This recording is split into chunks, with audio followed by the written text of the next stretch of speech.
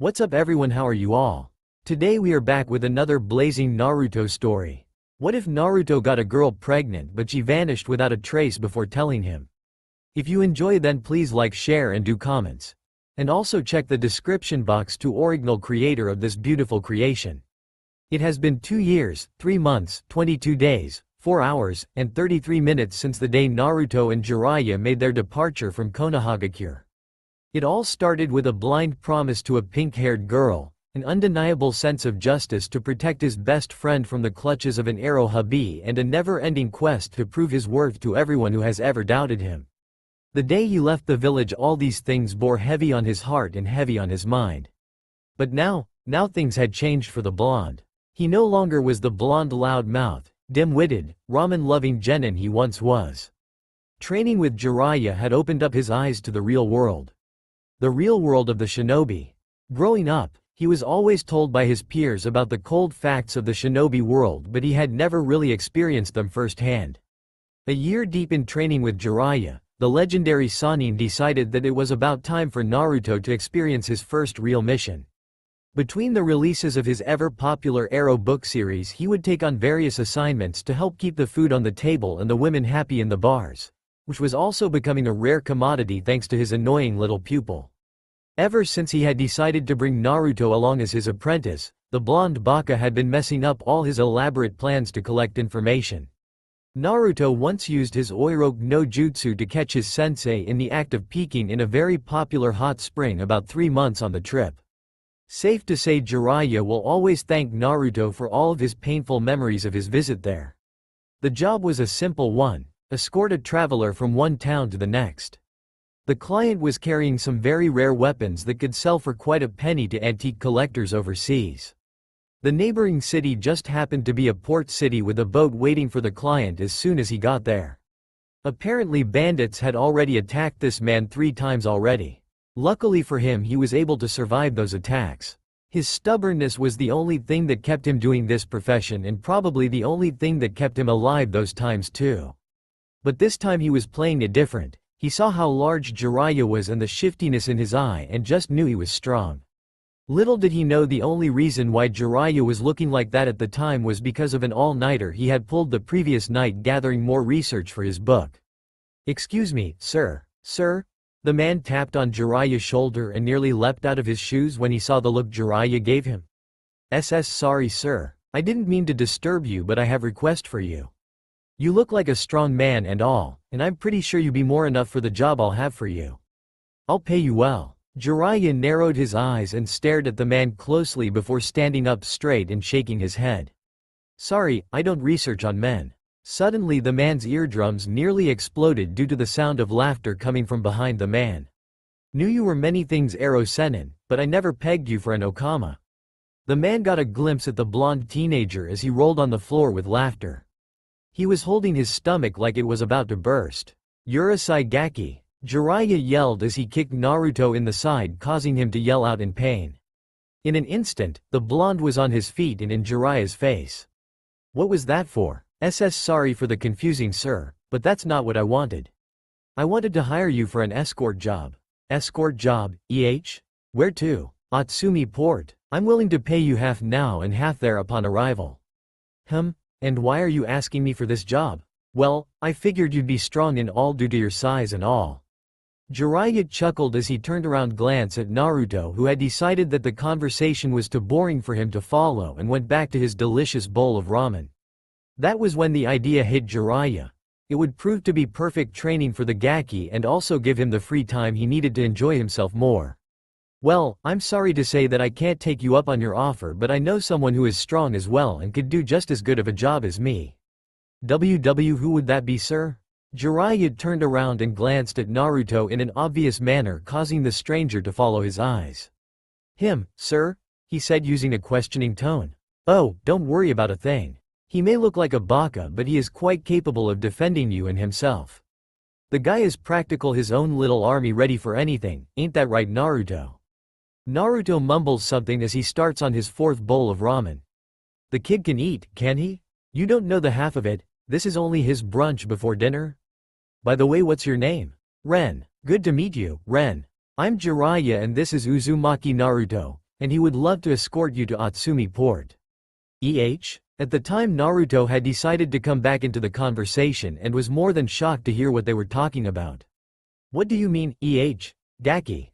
It's been decided already. You're escorting him to the next town. Nani? What about you, Ero Sennin? Me? I'm staying here of course. Thanks to a certain annoying blunderhead, I'm more than behind on my next book and this would give me the ample time to do some catch-up. But, don't worry boy, he did say he will pay as well. Speaking of which, how much are we talking here? I was thinking 10,000 now and 10,000 when we get there. Naruto immediately began to add up the number of ramen bowls he could buy for that amount. Fine, I'll be taking the first 10,000 now.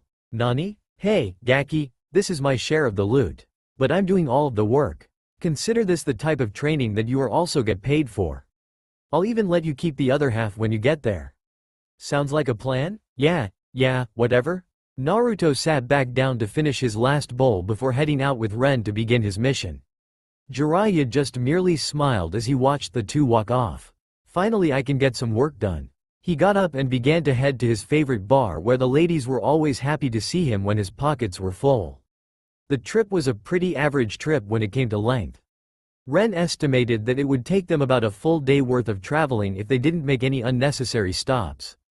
The two of them didn't even speak a word until about the third hour into the trip where Naruto began to sigh. So, why are we heading to Atsumi? Naruto asked, trying to break the ice between them. I need to transport these all the way to my boss. He sells these to all types of rich folk for a lot of money. Naruto glanced at the large bag that he had tied around his waist. He had been wondering for a while now what it was and he had his suspicions but didn't feel like asking about them. Cool, why do you need a bodyguard for this? Well, I've already been attacked by thieves 3 times and this time the boss finally gave me enough to also hire a bodyguard too. Naruto nearly choked on his own spit. 3 times? Yup, you're lucky to be alive Ojii-san. I would have quit this job after the first one. Please call me Ren, and I would if I could Uzumaki-san. Come on, call me Naruto. He cracked his patented smile that was highly contagious judging from the fact that everyone who saw it couldn't help but to smile too and Ren was no exception. How old are you Naruto-san? Ren asked as he looked up at him. Surprisingly enough the runt of the Konoha 9 had went on a huge growing spurt. He now stood over 5'10" with a very strong frame. The type of training Jiraiya had been putting him through easily worked through his baby fat and replaced all of it with iron heart muscle. 14 years old. Are you sure we will be okay then? I mean you still are a kid and all. I'm not a kid, I'm a shinobi. Shinobi? Naruto nods as he points up to his Konoha Hite 8 with a large grin on his face. It was easy to tell that he had great pride in his village. Yeah, I will become the greatest Hokage in the history of Konoha. Are you that great of a shinobi Naruto-san? You better believe I am. He cracked that contagious smile again causing Ren to laugh out loud. Feeling a little bit more confident about his new bodyguard, Ren convinced Naruto to allow them to set up camp for the night. Naruto created a fire using one of the jutsu Jiraiya had taught him and cooked up some instant ramen. You really like ramen, huh, Naruto-san? Best food in the world. Want some? No, I'm fine. It wasn't long before the two of them fell asleep. Naruto was actually the first to go, leaving Ren a little worried, but he soon found enough peace for himself to be able to fall asleep soon after. The night was still, not even the crickets were chirping that night. The soothing breeze of the wind made everything feel just that much more comfortable. It was definitely a peaceful night, a little too peaceful. Ren quickly woke up to see the horrifying sight of a kunai pointing directly at his neck. Damn, not again? Suddenly the intruder dropped the kunai as he literally fell on top of Ren. Freaking out and fearing for his life, Ren pushed the man off of him and started to run but was caught by surprise when he saw not 1, not 2, but 5 Narutos beating the hell out of the other bandits without much trouble at all. Naruto-san, is this what Jiraiya-san meant by him being his own army? Suddenly Ren was met with yet another kunai to the throat. Yeah, the Gaki is quite the sight, Never thought that a young Konoha nin would cause us this much trouble. The bandit said as he began to twirl the kunai deeper into Ren's skin, drawing blood from his neck. And too bad that he was too much of a greenhorn to not think that we would have more. Actually, I figured the leader would be showing himself pretty soon, so I made it look like I wasn't expecting more. The hooded bandit turned around to see a kunai pointing at his forehead. Not bad, not bad at all. I guess I did underestimate you, huh? I might have some fun after all. As soon as he finished his speech, a seventh Naruto appeared from the rock that was sitting next to them and slashed his kunai at the bandit's head. The bandit was just quick enough to dodge the attack, but his hood was swiped off, revealing the long flowing blonde hair of a female. Her long hair was tied into a tail that stretched all the way down her back. Her azure-shaded eyes were almost as equally mesmerizing as Naruto's cerulean eyes. The one thing that stuck out the most was her Hite 8 that carried the symbol of Kumogakure. "AAA girl? Huh? Is that a problem?" Naruto smirked as he crouched in a defensive stance. "Nope, not at all." The blonde kunoichi was the first to make a move as she used her incredible speed to get within striking distance of Naruto quicker than he had originally predicted of her. He was barely able to put up his kunai to fend off her attack. "What's wrong, boy? Thought you were tough enough to actually fight me. Don't disappoint me now." "Don't worry about that. I was just testing you." "Testing me?" Four Narutos suddenly leapt at her with kunai in each hand, attacking her relentlessly. She was forced off of the first one in order to defend herself from the new four. Her speed was amazing indeed. Naruto could barely keep up with her movements with his own eyes. "Seems I'm going to have to take this up a notch, huh?" The kunoichi yelled as her body literally burst into blue flames, burning all of the clones that were once attacking her. "Is that all you got?" Naruto merely smirked as he lifted his left hand and yelled, "Kai!" releasing the genjutsu that he had placed on his body, revealing a katana with a dark blue hilt. "Is that katana supposed to scare me? Hell, I would be." He slowly unsheathed the blade from his back and went through several seals with his free hand. The blade began to pulsate an enormous amount of chakra as the wind around them began to pick up. "Scared yet? No, but I'm interested." Naruto tightly gripped the hilt of his katana and began to slash in the air. "I'm over here, boy." "I know," Naruto yelled as the wind began to pick up even more, causing the kunoichi to become a tad bit worried. Suddenly the slashes Naruto was making became violent waves of wind crashing towards the kunoichi. She was forced to evade quickly as she watched one of the waves slashed right through a tree. She quickly scrambled to her feet but was met with a very excited Naruto as he made yet another swipe at her head. She put up her kunai to guard her life, but she watched the blade sliced right through her kunai and nearly through her head if she hadn't ducked quickly enough. She sent a swift kick to his stomach, knocking him on his back. She quickly leapt up to her feet and smiled down at him. "It seems that you still have a long way to go with your swordsmanship. Well, until next time. Wait, let me get your name so I can carve it on your gravestone for next time." Naruto glared up at her. "It's polite to give your name first before asking for someone else's." "Oh, the polite one, huh? Fine, I'm Ni Yugito of Kumogakure." "Hey, well, I'm Uzumaki Naruto, the future Rokudame of Konohagakure." "Hey, another Cage hopeful, Well, until we meet again, Naruto," Yugito said as she shushed and ed off in a cloud of smoke. "Naruto-san? You alright, Ren?" "Yeah, I'm fine." "Who were they?" "Looks like the guys who were attacking you were from Kumo." "Kumo? Yeah, a village like mine, born to breed shinobi." "Now you are going to have to tell me what it is you are carrying." "What do you mean by that, Naruto-san? These are just antique weapons, relics, they should be of no use to anyone anymore. Someone high up thinks otherwise since they have Kumo Nin after you." "What now then, Naruto-san?" "Well, I say we should leave now." "How much longer do we have before we get there?" "If we leave now we should make it there by noon." "Yosh, let's go." Naruto went through another set of seals, activating another jutsu he learned from Jiraiya that allowed him to wipe a campground clean, not leaving even the slightest trace of anyone being there. Ren glanced over at the unconscious men and looked back at Naruto. "What about them, Naruto-san? Let them sleep. We have to move out before the Kumo kunoichi brings back friends."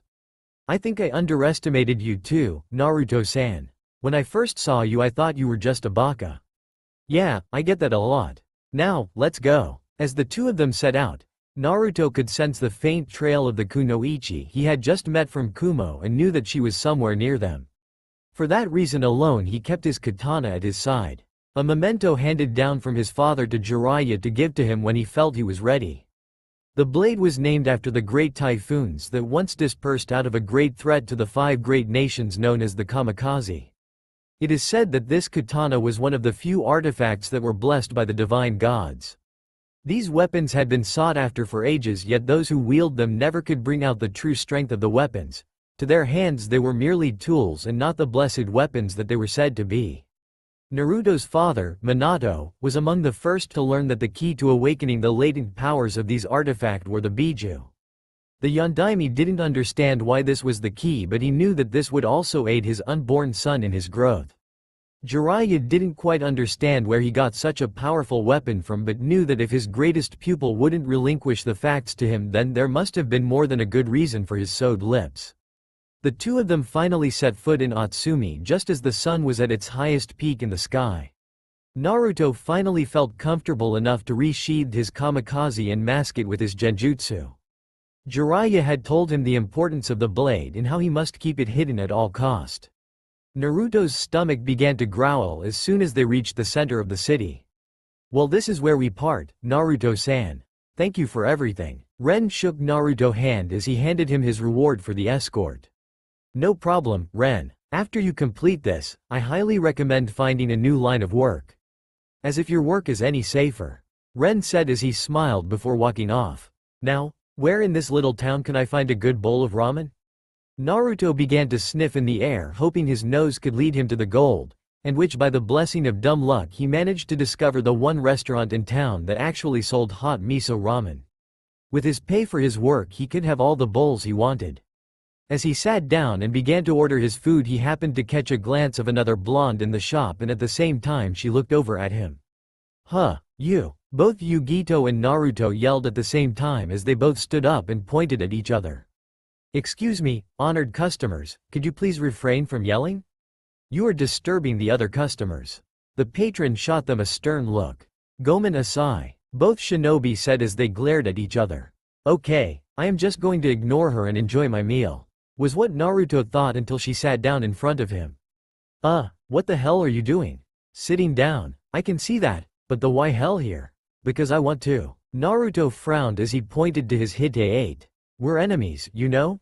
Yeah, I know of the past between Kumo and Konoha, but now is different."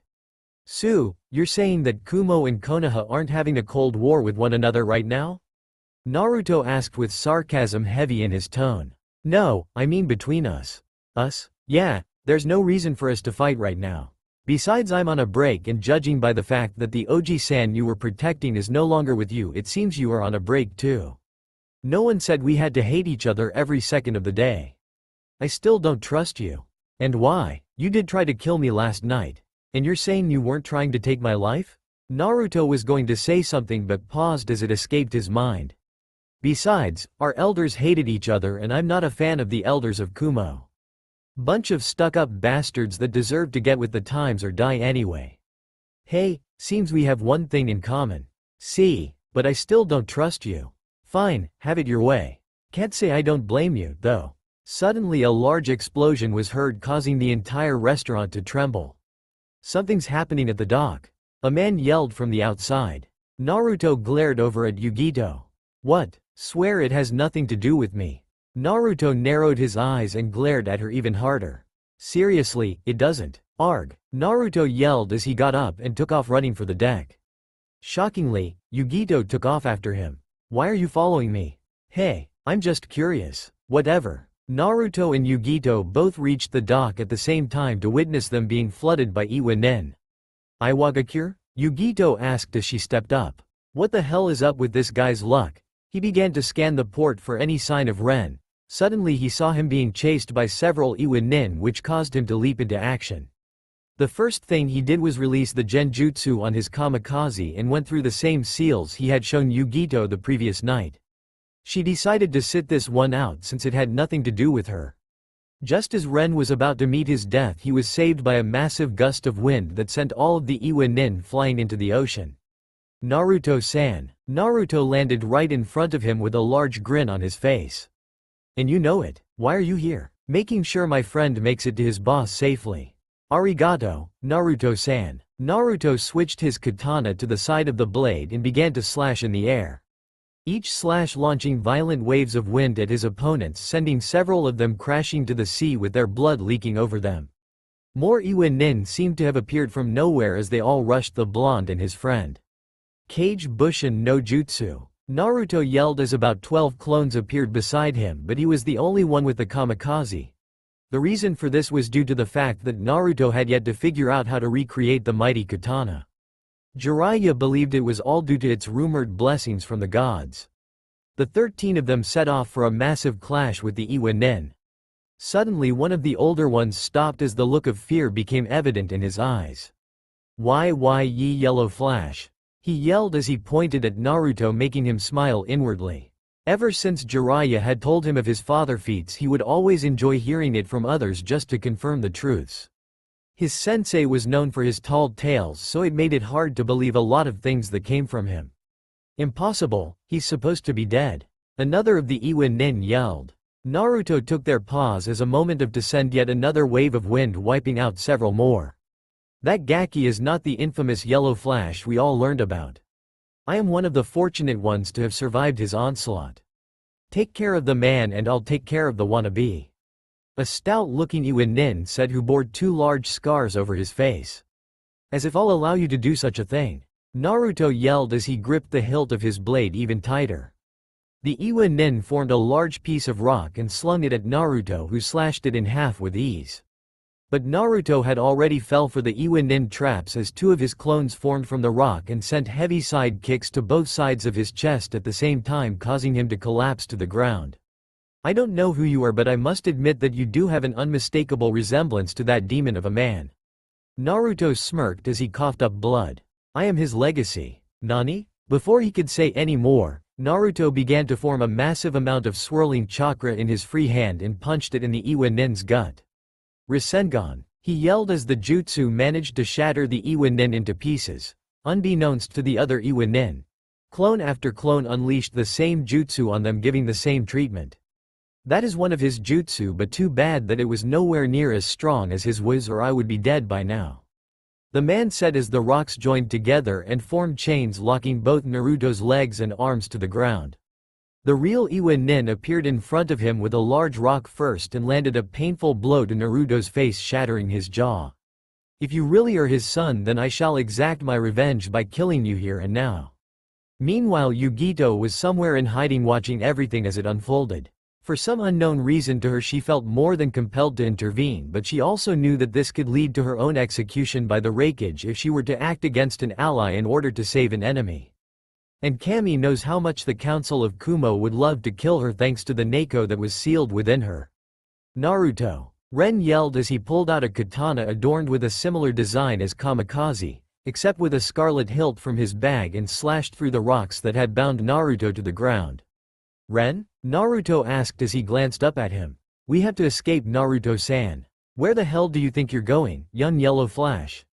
the Iwa Nin demanded as he created a rock barrier in front of them. Apparently, despite his utmost pain, Naruto was able to remain calm enough to continue to control his clones, keeping Ren safe for the time being, but now things were looking more than grim for the 2 of them. "I'm done playing, kid." The wall suddenly shattered, forming many daggers made of rock, and went flying towards Naruto. Well, they were supposed to. Ren at the last moment had pushed Naruto out of the way and took the brunt of the attack. Before Naruto could even blink, his friend's blood was all over his face. "Ren!" Naruto howled as tears began to flow out of his eyes. "Ooh, now that we have that out of the way, finally I shall deal with you," the Iwa Nin said as he charged in to finish Naruto off himself. Suddenly, a random kunai punctured into his shoulder, causing him to shout out in agony. He glanced around and saw no one in sight. His pause was enough time to allow Naruto to lose his cool. The Kyuubi within him and the katana that was locked in Ren's hand were pulsating violently. An explosion of chakra erupted from Naruto as his canines began to extend along with his claws. His round cerulean pupils turned into crimson-red slits. His whisker birthmarks grew wider as blood began to flow from them. Naruto's plain tears of water and salt were now tears of crimson red as the unbearable heat of his chakra began to melt away the ground below him. In the distance, Yugito's body was trembling from the demonic yukai his chakra was given out. She had sensed something like this before but nowhere near as strong, and that was from herself. I knew that boy was different from the others. He has a Biju in him just like me. Which one, though? Naruto sheathed his kamikaze and picked up the katana from his late friend's cold dead hands and gripped it in the similar motion he would hold his katana. With one quick swipe, a large wave of liquid fire flooded the deck, burning everything it touched, including all of the Iwanen. Naruto then glared at the sky, as if cursing the gods, and began to scream at the top of his lungs in anguish as the sorrow took hold of his body.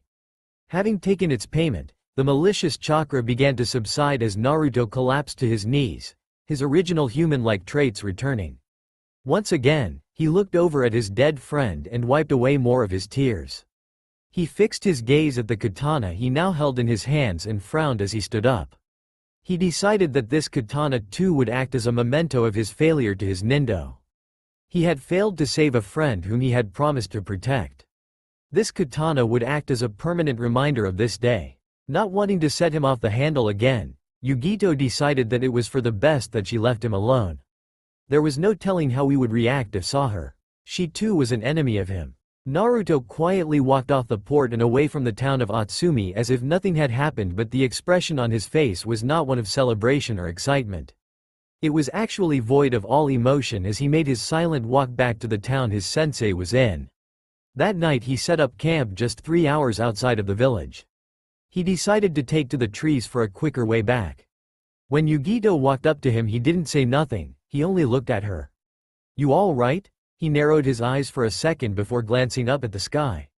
"Nah, I will be, though. Here." Yugito handed him a new holster that was the type that was placed on the hip like a samurai, unlike his holster for his kamikaze, which was placed around his back.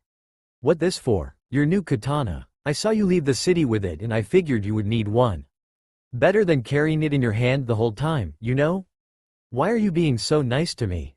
To be honest, I don't even know why, but please take it, okay? Arigato." "No, don't thank me. You sure you will be okay?" "Yeah, I will." "So, what are you going to name it?" "What?" "The katana. It seems to be as strong as your other one. You might as well give it a name.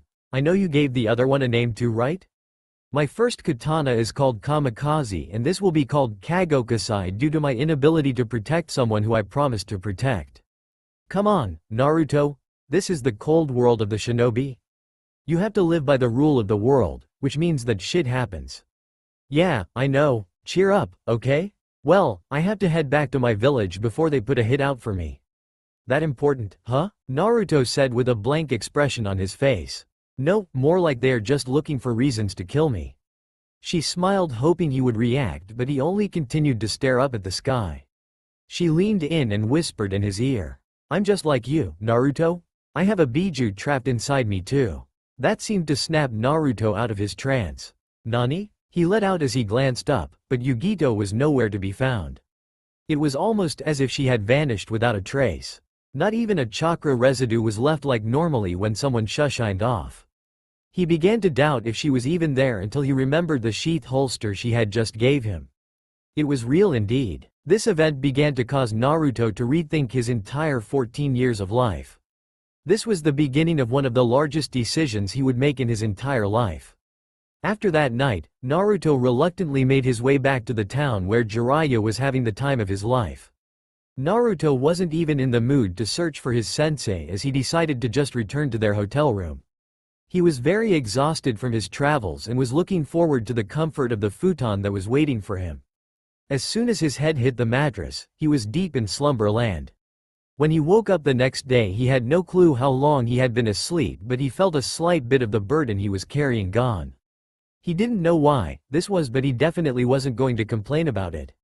"About time you woke up, kid. Have fun on your trip?" Jiraiya was sitting in a chair to the side of the bed jotting down a couple of things on a pad. "How long was I out?" 3 days. 3 days. Why didn't you wake me? I considered it an extended vacation." A perverted grin split across his face, causing Naruto to sigh. Naruto glanced to the corner of the room where he had placed his clothes and noticed that both of his katana were pulsating wildly. Wildly enough that it caused Jiraiya to also glance over there as well. "I've been meaning to ask you, but where did you get that katana? It seems to have its own chakra supply like Kamikaze." A memento from Ren. So, how was the man? Did you see him to the port? Naruto looked at him for a second then back over to corner. It seems to be like kamikaze in many ways. I named it Kagokasai because it has a natural fire affinity. Jiraiya quickly noticed how Naruto evaded the question and quickly understood the entire situation. Deciding that if Naruto didn't want to talk about it, then he wasn't going to press the issue. He was surprised the kid wasn't as depressed as he thought he would be. Kagokasai, think it could be another one of those artifacts? Positive. But if we go by what we already learned about these artifacts of the past, it should only react to you if you have a biju sealed within you and your affinity matches it. Well, it works for me just like kamikaze, but it's much more wild and violent. I literally created a wave of fire. Plus, how much do we really know about these artifacts? I never even heard of them until you gave me kamikaze for my birthday. Jiraiya noticed how mature he was acting about Ren's death and also how intelligent he was sounding for once. True, when did you grow up on me, Gaki? Naruto gave him a questioning look. Nani? Nothing. Vacation's over. Time to get some training in. Hi. Naruto rose out of his bed and began to head toward the bathroom. Even though Naruto didn't notice it, that was the beginning of his maturity phase setting in. Over the next year, Jiraiya and Naruto would continue their travels together while researching more information about the artifacts, Akatsuki, and the whereabouts of Orochimaru and Sasuke. In their free time, Jiraiya would further train Naruto in everything he knew. Unlike before, Naruto was soaking up all of the knowledge and learning the jutsu at an alarming rate. Almost as quick as his father would when he was Jiraiya's student. Also during this time, Naruto began to take on a lot of solo jobs and isolate himself from Jiraiya more and more. It got to the point where he would leave Jiraiya for weeks with only the job details and his possible whereabouts if he needed to contact him. Naruto had learned a jutsu that allowed him to summon small kitsune that would carry messages between him and Jiraiya when needed. Even though Jiraiya was a little worried about Naruto's well-being, he still figured it was all a part of puberty. He figured that most young teens would become rebellious and want to roam as far from the nest as possible, and he knew Naruto would be no different. Plus, he considered this as mental and terrain training for him. One of the greatest tools a shinobi should have is knowledge of his surroundings, and with Naruto constantly taking on solo missions, he would learn the territories of the many lands surrounding the Land of Fire. A couple of weeks after the one-year anniversary of his first solo mission to Atsumi Port, Naruto decided to take on a job that offered him twice as much than any mission he had done in the past year. Now 15, Naruto had more than a few tricks up his sleeve plus the mastery of both kamikaze and kagokasai when using them one at a time, giving him the confidence he needed to take on this job. He learned from past dealings that the higher the pay the more dangerous the job was, and he had a feeling that this one would be a hell of a task. The fact that he didn't get the entire details up front gave him that feeling. He would have to travel to Oka, a large valley city surrounded by mountains on every side. The journey would lead him deep into the land of Earth, which was the reason why Naruto decided to wear a large cloak covering him to hide his appearance. He looked too much like his father, and he didn't want any Iwanin attacking him while he was on this mission. The one accompanying him on his journey was a solemn old man whose job was to find a capable suitor for the job, and to bring them to the city. As soon as they reached the canyon that looked over the city, the old man stopped and looked at Naruto.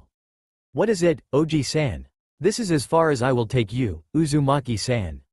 "What do you mean? How do you suppose I get down there, and where will I go once I get in the city?" "There will be men waiting for you in the city and they will contact you. I have sent them a description of your appearance. The way down there is for you to decide, Uzumaki-san. This is a part of the test my master set up to see if you truly are suitable to take this job." Naruto glared at the man for a second before sighing. "Fine, if this turns out to be some type of a trap I will come back for your head, got it?" The old man remained expressionless as he turned his back to Naruto and began to walk off in the other direction. Naruto only frowned at the man for not taking his threat seriously. He probably thought he wasn't capable of doing either of the things. "There is probably a route or slope I could go on to get down there, but I don't really have the patience to look for one." "Oh, well?" With that said, Naruto did something that the old man was not expecting. He literally leapt off the cliff head first. The old man was pretending to not pay attention to the blonde, and when he saw that the teen had jumped off, he rushed to the edge to see. Naruto's body was spiraling down like an arrow that was sent firing toward its target. Suddenly Naruto began to go through a few seals before pulling out a kunai and launching it toward the ground. Quicker than an average blink, Naruto had literally teleported from mid-air to the ground under his feet. The old man nearly fell off the cliff in disbelief. He definitely is suitable for this role. Naruto glanced around making sure no one saw him before picking up the kunai and placing it in his side pouch. He glanced up just to see how high of a fall it would have been if he had messed up on one of the seals. I really didn't want to use that jutsu when I'm still no good at it, and especially in this place of all places. Uzumaki Dono? Who needs to know? Naruto quickly placed his hand in his pouch, slightly gripping the handle of another kunai. No need to be alarmed, Uzumaki Dono. Our master is waiting for you. A man appeared with two other behind him. Naruto then remembered that the old man had told him that there would be people down there waiting for him. Did you see how I got down here? No, I didn't. Good. Nani? Don't worry about it. So, where are we heading? To the Capitol building in the center of the city, but the way we will be taking will be the underground route. Underground route? Hi, your client is the lord of this city, and it would lower his reputation greatly as the public saw he was hiring mercenaries for random jobs. I'm not. Hi, we already know you are a training shinobi, Uzumaki Dono, but as long as you are taking random jobs without your village's consent for money, you will also be called a mercenary as well. The man interrupted. Good point, lead the way. Naruto said with a tinge of animosity in his voice and extending the last syllable, clearly asking for a name. There is no need to know our names, Uzumaki Dono. Very well then. The three men lead Naruto into a regular store and nodded to the store clerk, who nodded back as the four of them walked into the back room, where there was a hidden door on the floor that led them to the underground tunnels that traveled all below Oka. I see, this would make for an excellent escape route in case something were to happen. Naruto said as the other three continued to ignore him. Naruto sighed out loud as he crossed his arms. Unbeknownst to them, he had a kunai in each hand ready for anything they would throw at him. Despite his attitude, Naruto was in high alert. His attitude was only meant to lure them into thinking that he wasn't expecting anything. The walk took about a good 10 minutes until they reached another stairway that led upward to another hidden room. Behind these doors waiting was his client, the person who would finally tell him what his mission entailed. Upon entering the room, he saw a very familiar blonde kunoichi who was literally gaping at the sight of him. What are you doing here? The two yelled as they pointed at each other. So, this is the guy the first was waiting for to be my partner.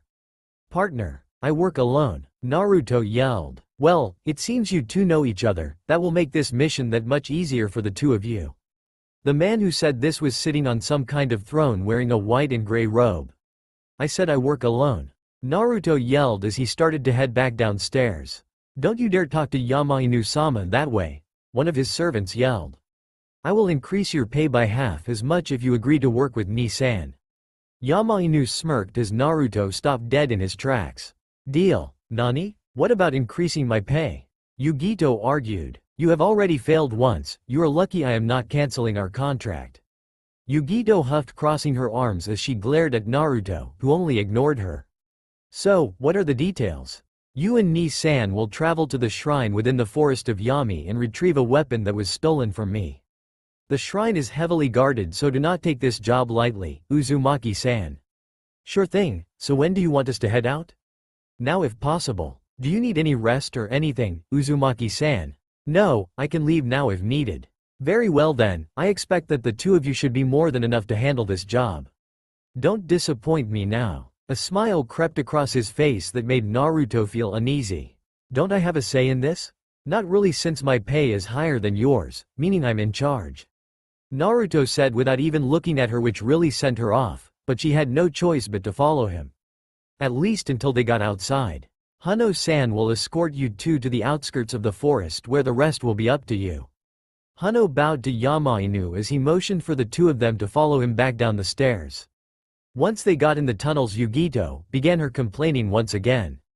I can't believe this. You should have finished the job the first time, and then you wouldn't have had to see my face again. You think you're better than me now, Gaki? How old are you? 16. I'm 15. Which means I'm only a year younger, so please stop calling me a Gaki. Hell, I'm even taller than you. Yugito started to say something but paused as she took notice of his figure.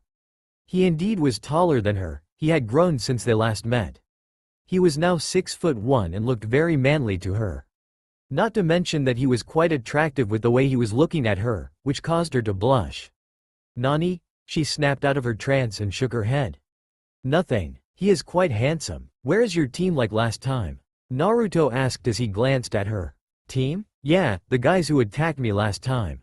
"Oh, them? They weren't my teammates, I was just hired by them to help them steal what the man was carrying since they heard he had hired a bodyguard." "Huh? Why were you alone on that?" "Why were you alone? Training? Sure. Well, as I already told you before, the council would rather see me dead than alive, so they send me out on a lot of missions away from the village, and to keep a tab on me they have an ENBU officer secretly trail me just in case I don't do anything out of line like defect to another village." "Why are you telling me this?"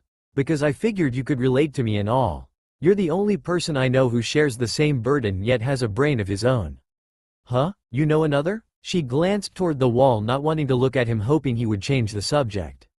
"Too late now, you started it and it's not like I'm going to repeat all of this. We can make sure this guy here doesn't."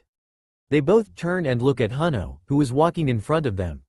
"What's wrong with you?" Yugito asked, snapping Naruto out of his own trance as she realized he was staring at her chest, causing her to blush again.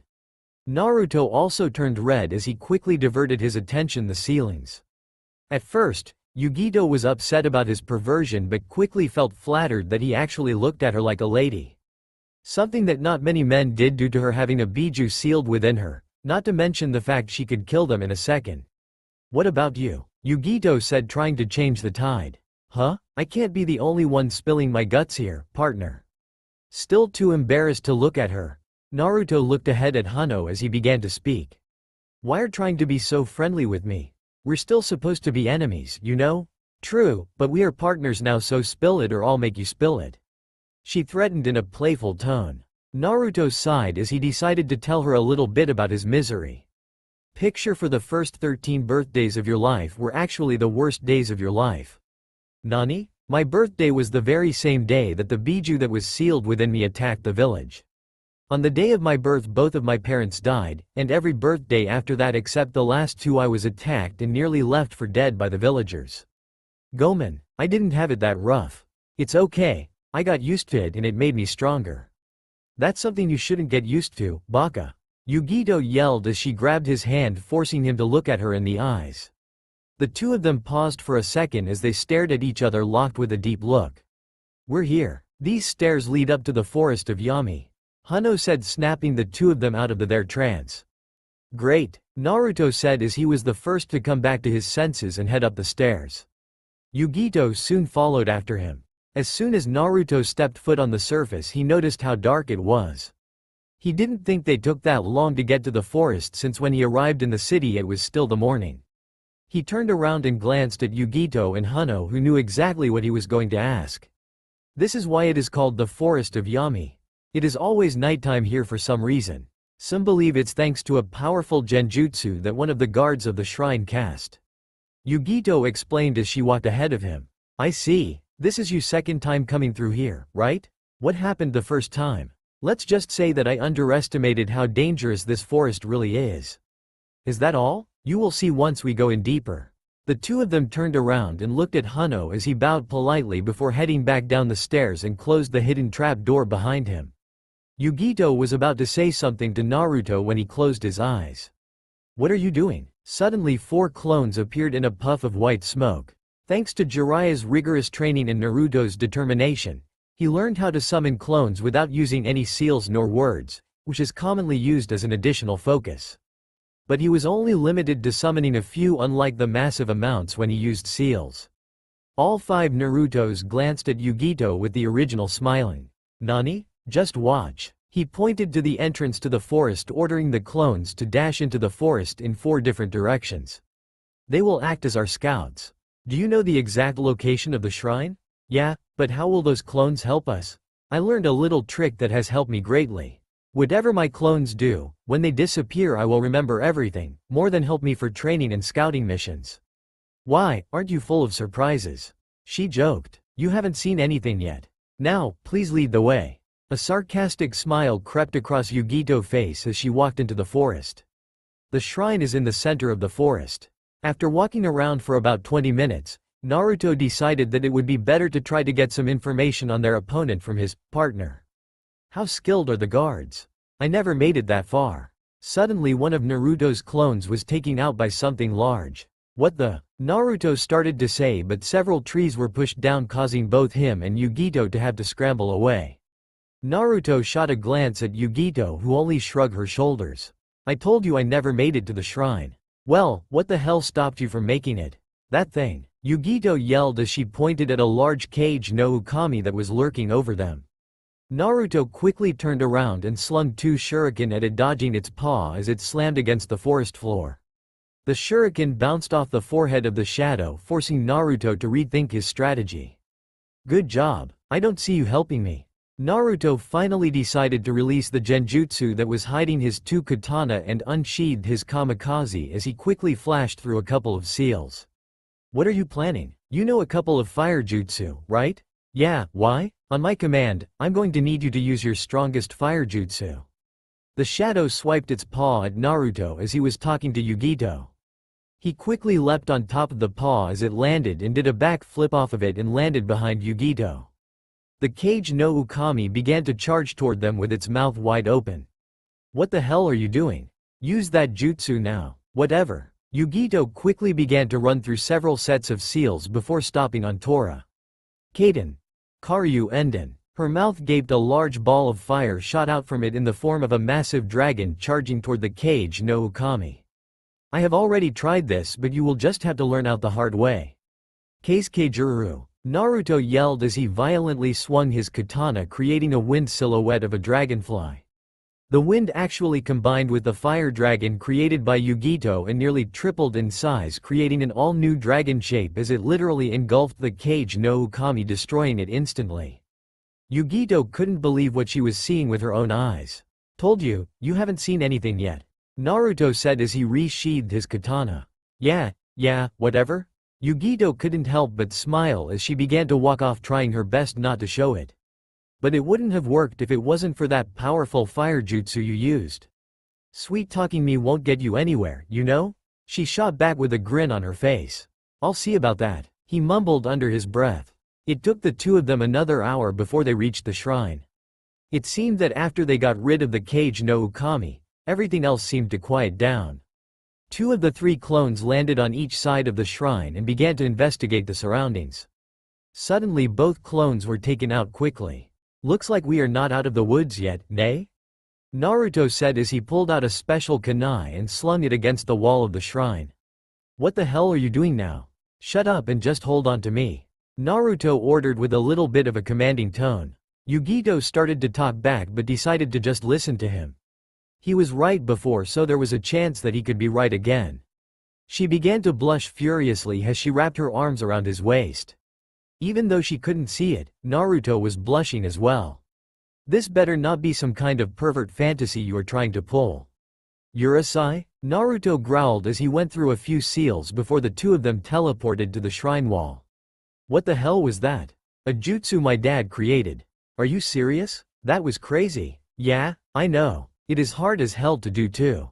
He could even do it with multiple kunai at the same time. I think I heard of something like this before, something about a yellow flash?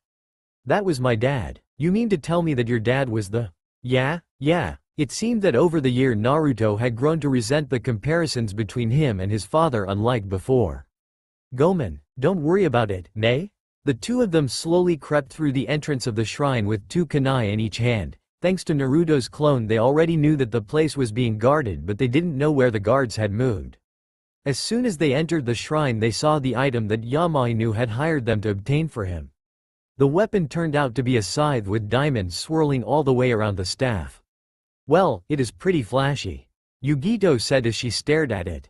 Hurry up and grab it so we can get the hell out of here. Yugito began to slowly walk toward the weapon when suddenly 2 hands grabbed her wrist from out of nowhere and slung her against the wall. Naruto threw both his kunai at the area of the hands. Both kunai landed right between both guards' eyes as they appeared, and both guards crashed to the ground. Naruto jogged towards Yugito and helped her up. You okay? Yeah, I'm fine. Nice throw. Suddenly the two guards rose back to their feet and pulled out the kunai that were lodged in their foreheads.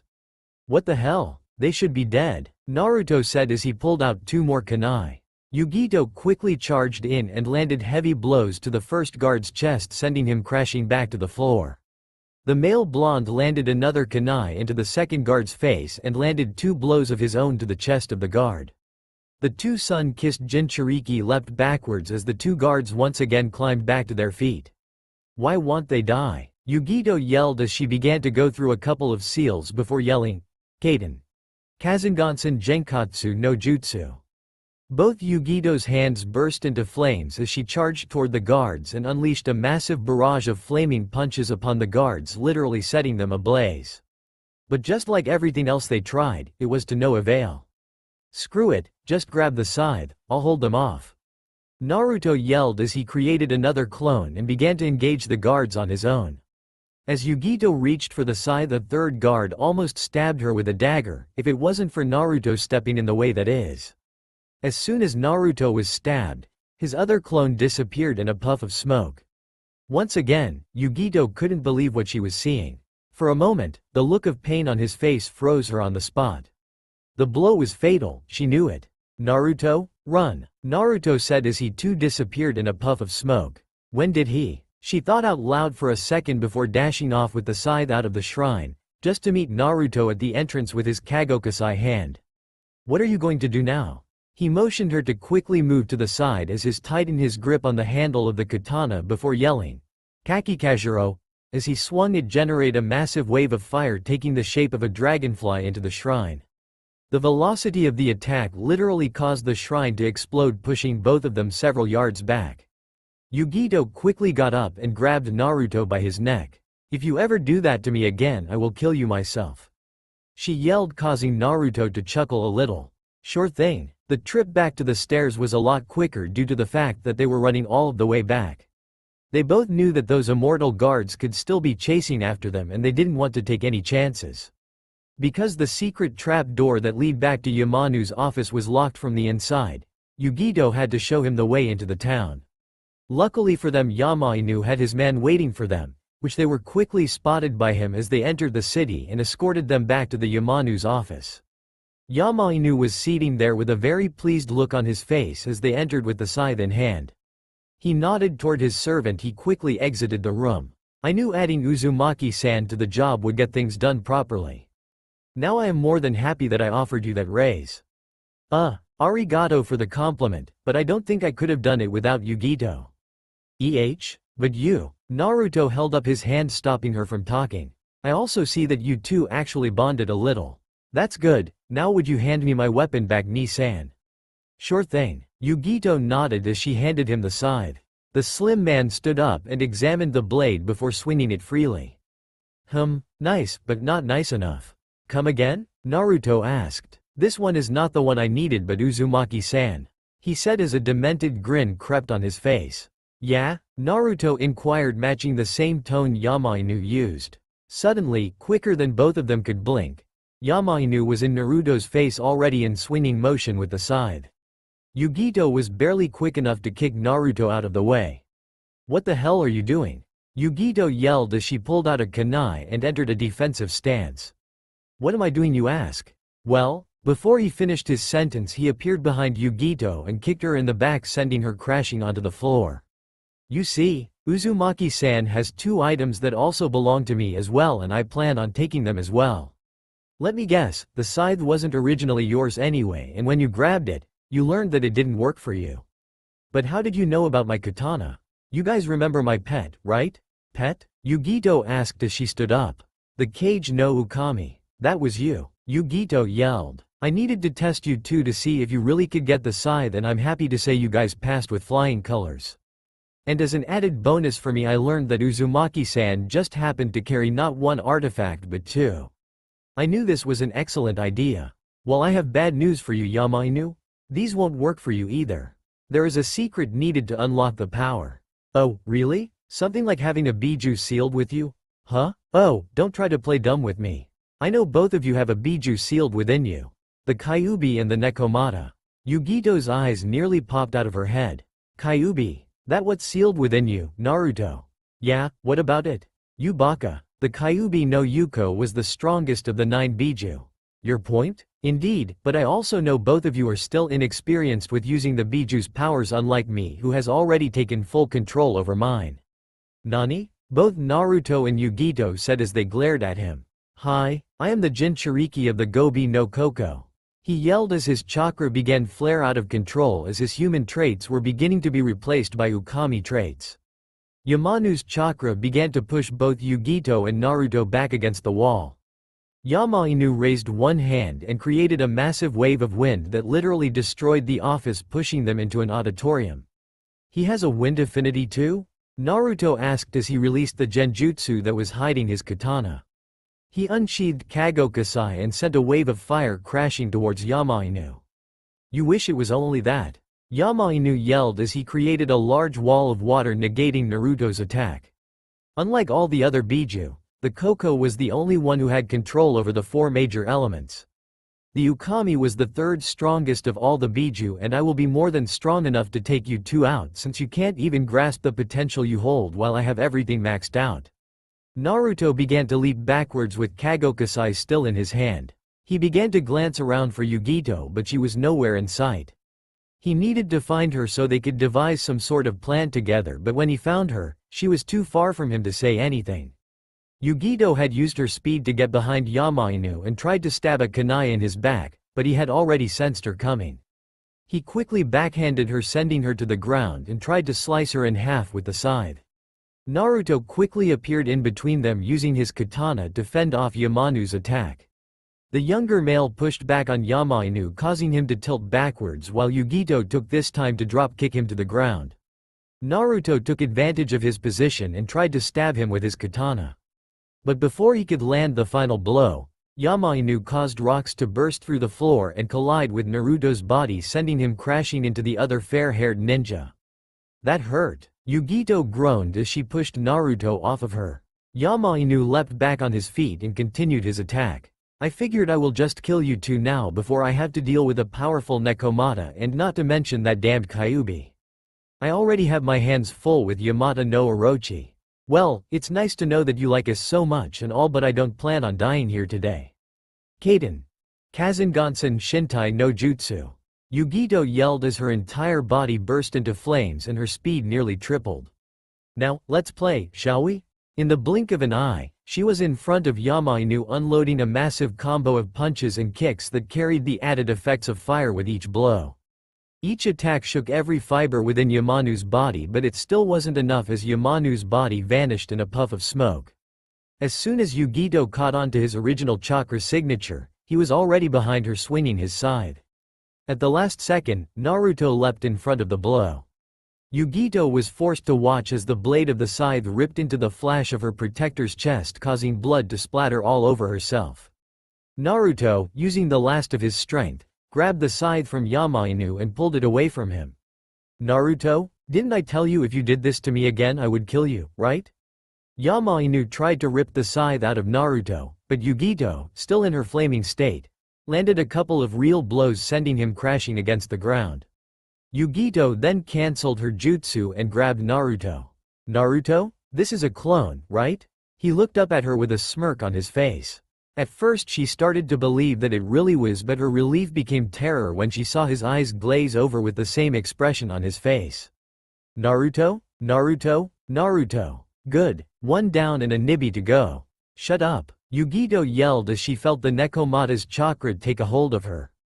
Just like Naruto and Yamainu, she began to take on her Biju's animalistic features. This might be fun after all. To see you unleash all of your Biju abilities and launch them at me. The problem is you still won't be enough to handle me. You are merely lower than me on the totem pole. Yamainu grinned as he stood up. But right before she lost herself to the power, she felt the pulsating chakra of another unfamiliar source. She knew it wasn't Naruto or Yamainu, but it felt so close to her. She glanced down at the scythe and watched it pulsate uncontrollably as if it was demanding her to grab it.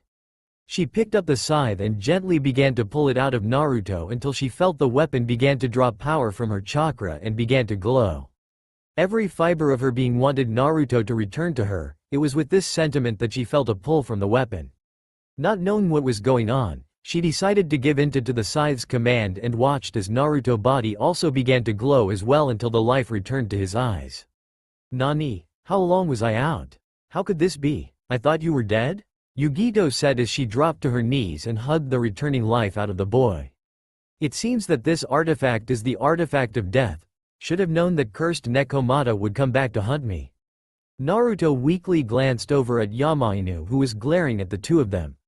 "You sound like you are the Gobi no Koko," Naruto said as he tried to move. The Kyuubi had already began to heal his wounds and he slowly felt his life return to him. "Hey, that's because I am him. Unlike the Kyuubi and the Nekomata, I have full control over my Jinchuriki," Yamainu said as his dog-like eyes began to glow with a gray aura. "What do you know of the artifacts?" Naruto asked. "More than you apparently. But one word of advice for the two of you. Don't go trying to revive every person that died on you. Uzumaki-san is a special case since the Kyuubi has the uncanny ability to keep him on the border between life and death much longer than anybody. Even though he was dead, with the help of the Kyuubi you were able to revive him, but I don't think it will work on everyone and it may not work again in the future." "Why are you telling us this?" Yugito asked. "You two have sparked my interest, so I decided to give you two gifts and a warning for you, Uzumaki-san." That was the first gift. "Warning? The Nekomata in the past teamed up with me to kill the Kyuubi, but we both failed. The Nekomata could be hungry for revenge just like I am." "What are you talking about?" Yugito asked. "You two may find out." "What is the second gift?" Naruto asked. Yamainu smirked as he began to fade away. "Freedom, for today that is." And with that, Yamainu had completely disappeared from their sight. It wasn't for a few minutes until they felt safe once again. Naruto looked up at Yugito and smiled. "Arigato." Yugito smiled back before punching him right in the face. "What the hell was that for?" he yelled, placing a hand on the sore spot. "That was for dying on me," she smirked before pulling him closer to her and stealing his lips. At first he tried to fight it off, flailing his arms, but he quickly gave in to her as he began to return the kiss. "And don't you ever leave me again," she bellowed as she pulled back, allowing a few tears to roll down her cheeks. Naruto didn't know what to say about all of this. This was the first time anyone had ever kissed him or showed this type of affection towards him. He was so used to having a one-sided relationship with Sakura that he never imagined that someone would ever have feelings for him. During that time he forgot all about everything that had plagued him in the past. He was already beginning to feel that everything he was doing was for someone else and not for himself. This was the first time he was going to put himself first. No longer was he going to miss everything around him just because he was too busy looking at what's in front of him. "Don't worry, I won't." And just as he said that, Yugito seemed to remember the little problem of their two villages hating each other. Naruto somehow instantly deduced what she was thinking. "Don't worry about that either." 2. Jiraiya was finally returning from his latest adventure in perversion when he saw that the light was on in the hotel room that Naruto and he shared through the cracks of the door. He opened the door with a large grin on his face, obviously thinking the blonde was about the room. "So how much did you make this time, Gaki? Think you can loan me some for two?" Before Jiraiya finished his sentence he stumbled across a dead body laying on the middle of the floor. As he took a closer look he noticed that it was an Anbu office from Kumogakure and to the side of him were two Hite-8. One from Konoha and the other from Kumo. Jiraiya knew exactly what that meant and sighed out loud. "Tsunade is going to kill me." In the Hokage Tower, another blonde was having a major craving for a little bit of sake thanks to the amount of paperwork she had just finished going through. And thanks to the fact that her ever-diligent protégé was not by her side like always. She decided that now would be the perfect time to get herself a drink. That is until she felt the obnoxious presence of one very annoying hentai excuse of a man. "You're not getting any," she said after sighing to herself. "Aw, you don't have to be so mean, Tsunade-hime. You're back a year early." "About that, did anything happen? Where's Naruto? You might want to take a couple of drinks before we begin talking about such trivial things." Her right eye only twitched as she gave Jiraiya a look that made him wish he was dead. A request that might have been answered when she found out about Naruto. Jiraiya took a sit in front of Tsunade on the other side of the desk and braced himself for anything she was going to throw at him, including the desk itself. I don't really know where the Gaki is." "Nani?" Did the Akatsuki catch him? How could you have let him out of your sight? Jiraiya quickly leapt up as she literally picked up the desk and started to throw it at him. Wait, I'm sure they haven't caught him and I'm positive that he is alive. He ran away with a shinobi from Kumogakure. She paused for a moment before deciding to throw the desk at him anyway. For some reason Jiraiya felt helpless as the desk collided with his unprotected head, sending him crashing into the wall. Several Anbu officers along with Shizune rushed into the office to see what all the loud commotion was about. Tsunade-sama? Is everything al? Jiraiya-sama? Shizune quickly rushed over to Jiraiya and began to heal his bloody head wound. What do you mean he left with a Kumo Nen? If you knew this, then why in hell did you not go get him? I tried. Over the years the Gaki got pretty good at hiding his chakra and stealth jutsu. You'd be surprised how good he actually got over the 2 years. I don't care about that. Why in hell did you come back here without Naruto? Naruto's missing? Shizune asked as panic became evident on her face. I came back to request some help in the matter. I'm pretty sure Kakashi and his hounds could track down Naruto easily. So, I came back to get him as long as you allowed it. Kakashi was assigned to another mission already. When will he back? He left 2 days ago and won't return till sometime next week. Which way did he go? I can still catch up with. Suddenly, they all heard a soft tap at the window of the Hokage office. All of them turned around as a golden kitsune leapt through the window, breaking the glass in the process. Shizune quickly pulled out several tiny kunai and was in the motion of launching them when the kitsune began to speak. I have a message from Naruto-sama. It is for Ba-chan, Ero Sennin, and Shizune Ne-chan. It yipped in a high-pitched voice. I see he still hasn't matured much. Tsunade said as she rolled her eyes, trying to quell her anger. The fox cleared its throat twice, much to the surprise of the spectators, and perfectly imitated Naruto's voice. Don't bother looking for me. It was my idea to leave in the first place. So, don't worry, I'm not captured or being forced to say this. I decided that my life would be better if I actually parted ways with Konoha for a little while. I may return or I may not, so I will not make any promises in this regard. The main reason why I am doing this is because I think it is about time I start thinking more about myself than others. I know this may sound selfish and all, but for the majority of my life I have been either blamed for something that wasn't my fault or forced to live for others just to prove to everyone of my existence as a capable shinobi and not the Kyuubi no Yuko. I really wished I was there to tell you all this in person, but I'm sure you guys would literally force me to stay. Gomen Nasai. Oh, I almost forgot the most important thing. The Kunoichi from Kumogakure is my companion, so don't get any ideas that she kidnapped me or something like that. Yane, what the hell is this? The blonde asked, eyeing the dark yellow creature, which in turn turned its gaze at her. This is one of the Gaki's summons. He formed a contract with the Kyuubi to gain control over demonic kitsune.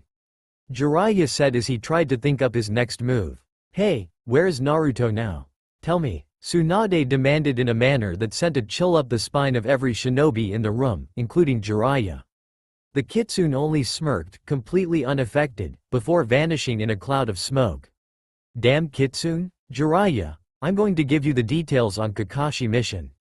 As soon as he is finished, you two will begin to the search for Naruto. When you find him, make sure you leave him alive so I can kill him myself.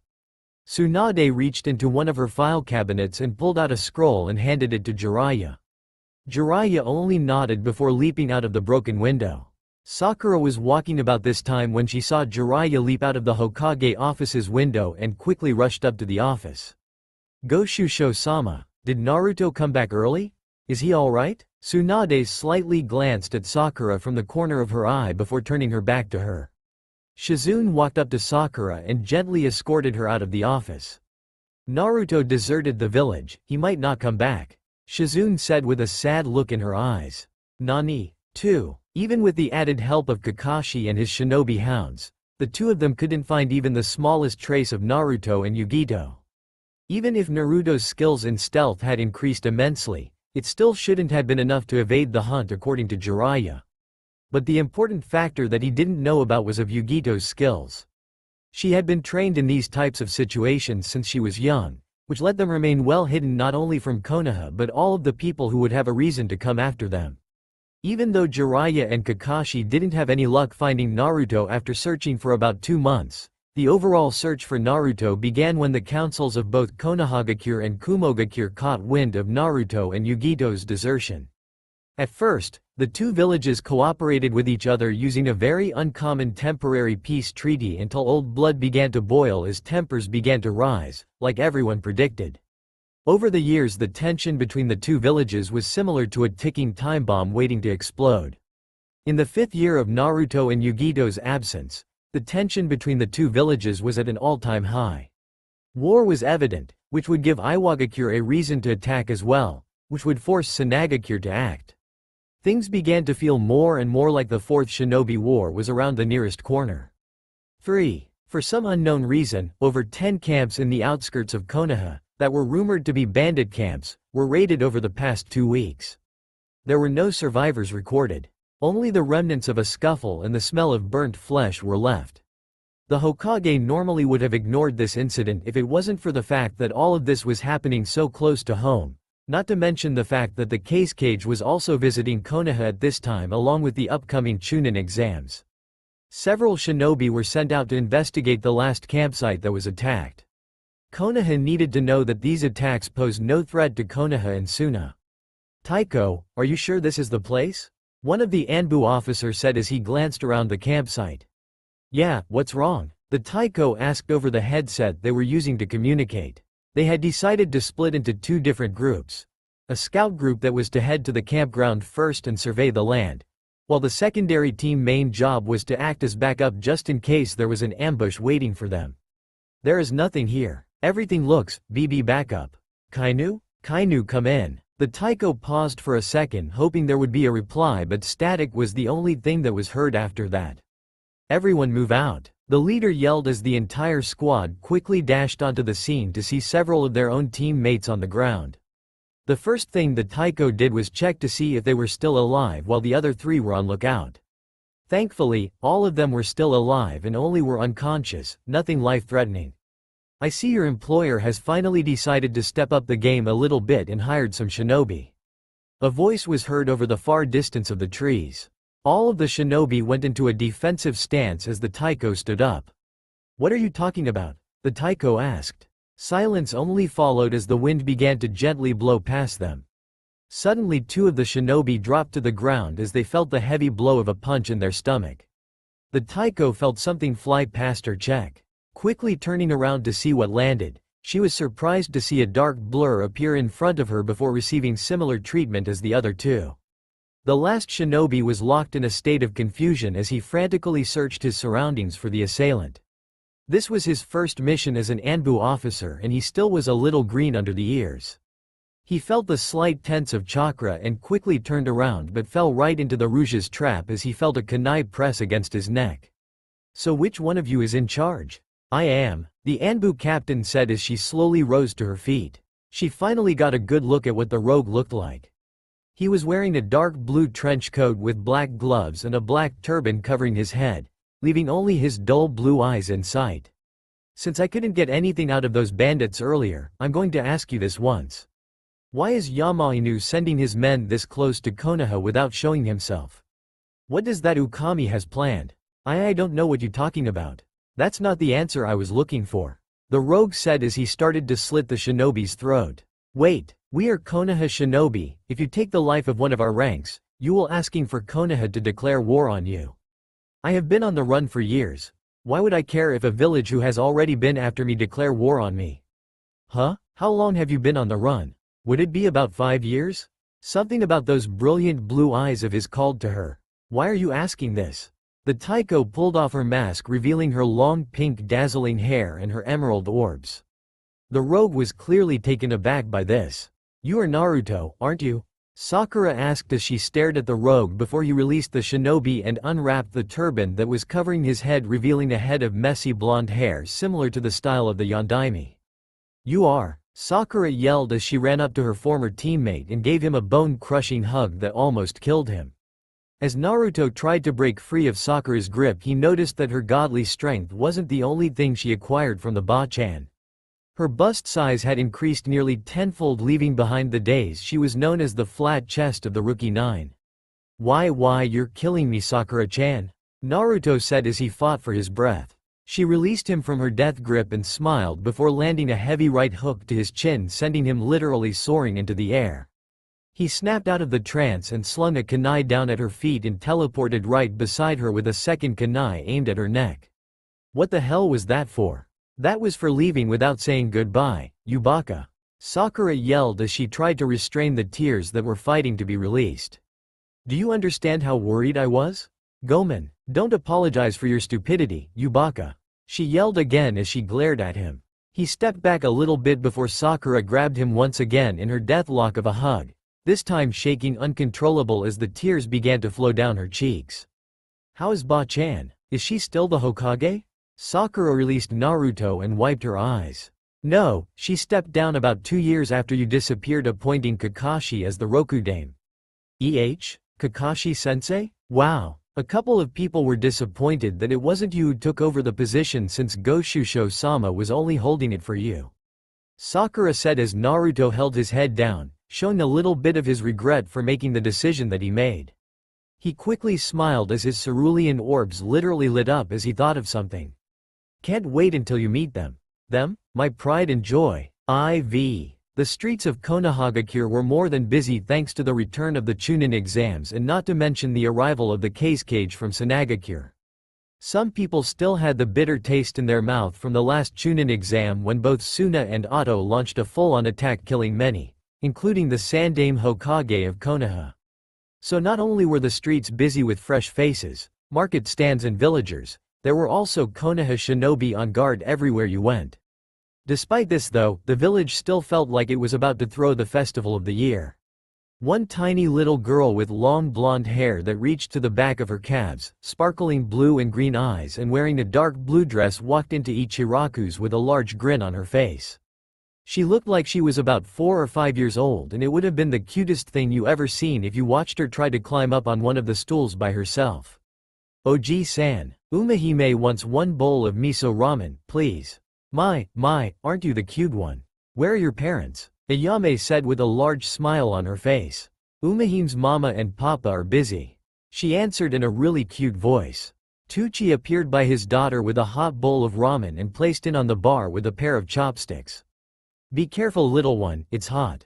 Umehime will be fine, she said with a smile on her face before saying grace and digging it.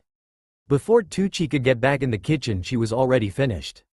Oji-san, Umehime wants 1 more, the young lad shouted. Tucci glanced at the little girl and couldn't help but think about one Uzumaki Naruto. She reminded him so much of the urchin-haired blonde that it made him miss his #1 customer. If you keep eating like that, you'll grow up to be fat. A teenage boy said as he finished off his own bowl of ramen. The ramen vendor's daughter sent him a slaying stare. No, Umehime won't get fat. Umehime's papa eat lot of ramen and he not fat. Maybe not in your eyes since you're still little. Umehime's papa is strongest in the world. She yelled as she slammed money on the counter. Oh, don't worry about paying. These bowls were on me. Ayame said as she winked at the little girl. Arigato, Oni-chan, Umehime said before she bowed politely and ran out of the shop. Ayame then shot the evilest glare at the teenager that caused his heart to stop for an instant. Why did you have to pick on her, Konohamaru? For that, you're paying for her 2 bowls. But Ayame-ne-chan? If you ever want to eat here again, then you better do as I said. She said as her glare intensified to impossible levels, leaving Konohamaru with only one solution. Shrieking. To say Konohamaru was a little upset about him having to pay the little Gaki's bill was an understatement. Of course, he didn't make it known until after he left the shop. Even though he had matured from his younger days, he still enjoyed playing pranks like his Oni-san, Naruto. So his new goal was to find that little girl and make her pay for emptying the last of his wallet. Out of the blue, it began to rain and he futilely covered his head with the scarf he normally wore wrapped around his neck. Strange. It didn't look like it was going to rain at all today. After walking for a few more steps, he noticed that he was the only one getting wet.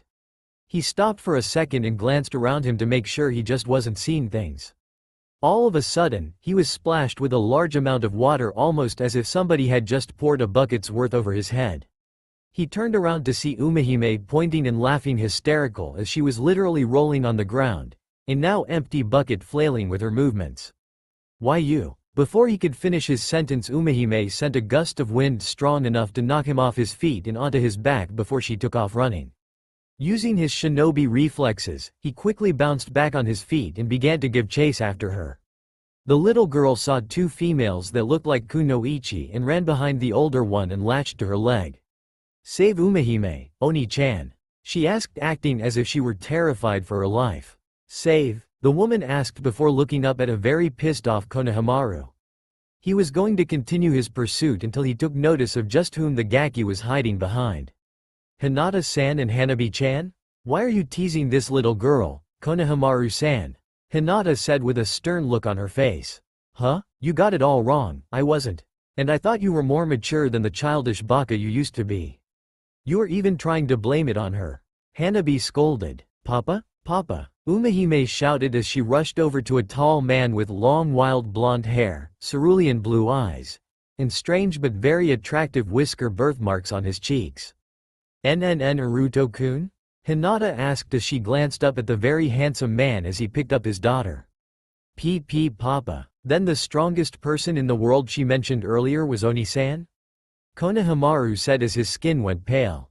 Hanabi knew of her sister's huge crush on Naruto, which refused to go away even long after he left. She had tried dating others, but there was no one that could compare to her Naruto-kun. So, Hanabi glanced over at Hinata, trying to judge the reaction on her face to see if she needed to step in at any time. But to her surprise, what she saw was not despair or sadness but happiness. Her sister was genuinely happy to see that Naruto was alright. "Happy to see you again, Naruto-kun," Hinata said with a large smile on her face. "Arigato, Hinata-chan," Naruto replied, matching her smile.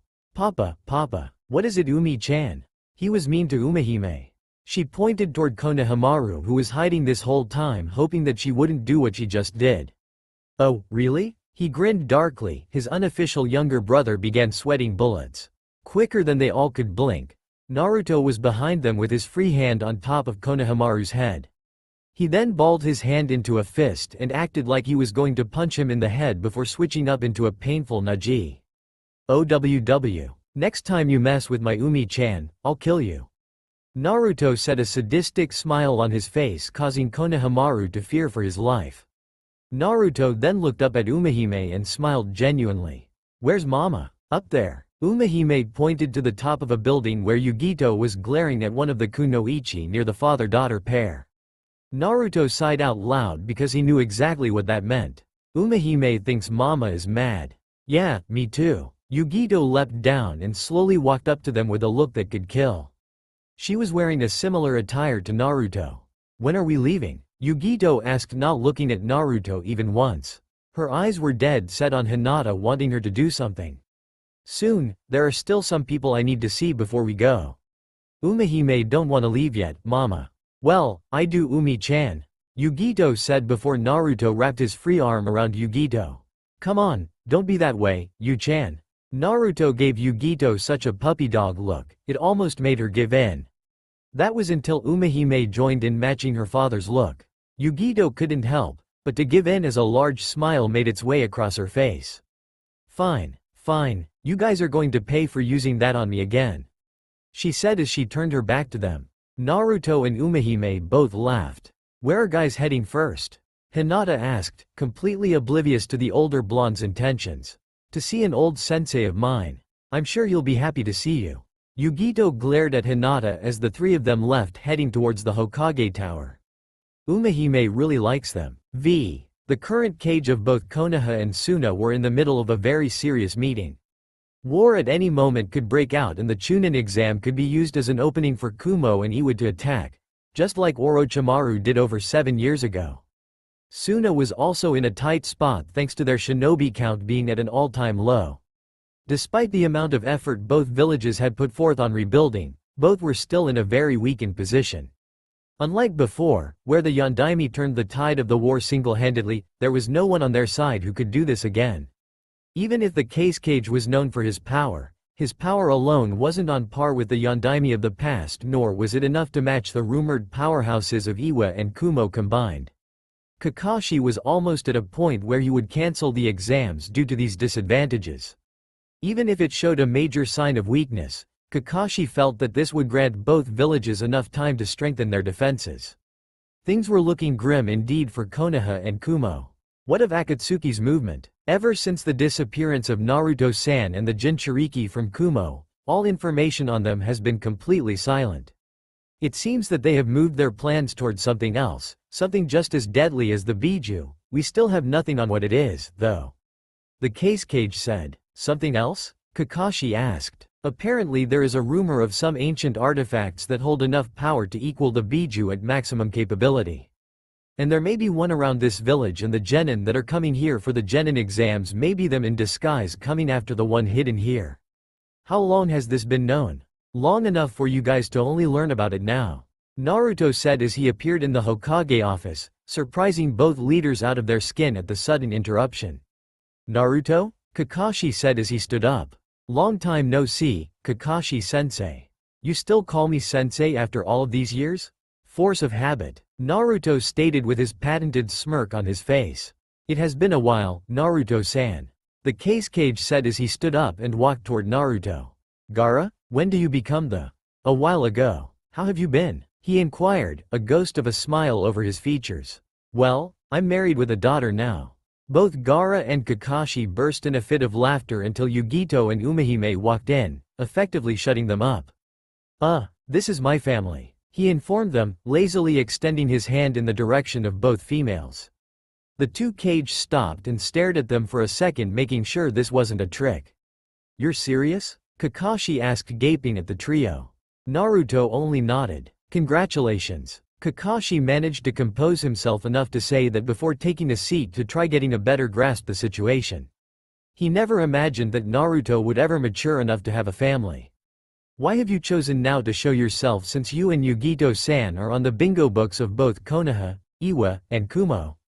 Gaara asked suddenly, a stern look marred his face. Clearly he had mulled over the chance of the two eloping. How do you know my name? Yugito replied, clearly not expecting him to know her. Trust me, Yugito-san, I know more about you than you would like to know, though the fact that you were a mother is all news to me. Gaara said as Yugito glared at him. Right about now she was finding it hard to trust the case cage. Despite Naruto's idea, she didn't really want to come into the village. She knew that things would be too dangerous if they were forced to fight while protecting Umehime at the same time. Naruto's only argument in regards to her feelings was that he knew some people he could trust Umehime's life to if something did happen. We're only here to visit and then we will be leaving once again. But Papa, Umi-chan? He said in a finalizing tone. The little girl resigned at that. By the way, what were you two talking about before I rudely interrupted? Both cage gave him a questioning look as Naruto smirked. They both instantly knew that he knew the contents of their conversion and began to wonder how long you were actually there before he said something. How much do you know about the artifacts, Naruto? Jiraiya already told me that you have two in your possession and there is reason to believe that your wife has one as well. Kakashi said in a serious tone. Naruto's smirk grew wider in a dangerous way as he stared at him. It all depends on how much you know about them yourself. The subject is very sensitive to my ears after all. So what you are saying is that we have to tell you what we know before you tell us? Gaara summarized with a cold expression on his face. Instantly the vibe in the room switched from a warm feeling to a very tense one. So tense that even Umehime could feel it as she hid behind her mother for protection. Why are you really here, Naruto? Kakashi asked as he stood up. Calm down, gentlemen, we do have my daughter here as well. Plus, you should really think about your own situation here. Right now, you don't know if I could be your ally or an enemy. It is not wise to make that decision for me in your position. The look on Naruto's face was enough to let them know that he was more than serious. You really have changed a lot, Naruto. The blonde just chuckled a little in response. Having a kid does that to you. Maybe you should stop reading that pervert book series of yours and have a family as well. Well then, we should be departing now since I still have to meet another very important blonde who I know wants to kill me. Yugito picked Umehime as she walked out of the door. Naruto started to walk out as well but paused for a second. Oh, almost forgot, if you hear anything about an artifact nearby, it would be a very wise decision to ignore it. You never know what type of trouble you could get yourself in. Naruto said with a grin on his face before closing the door.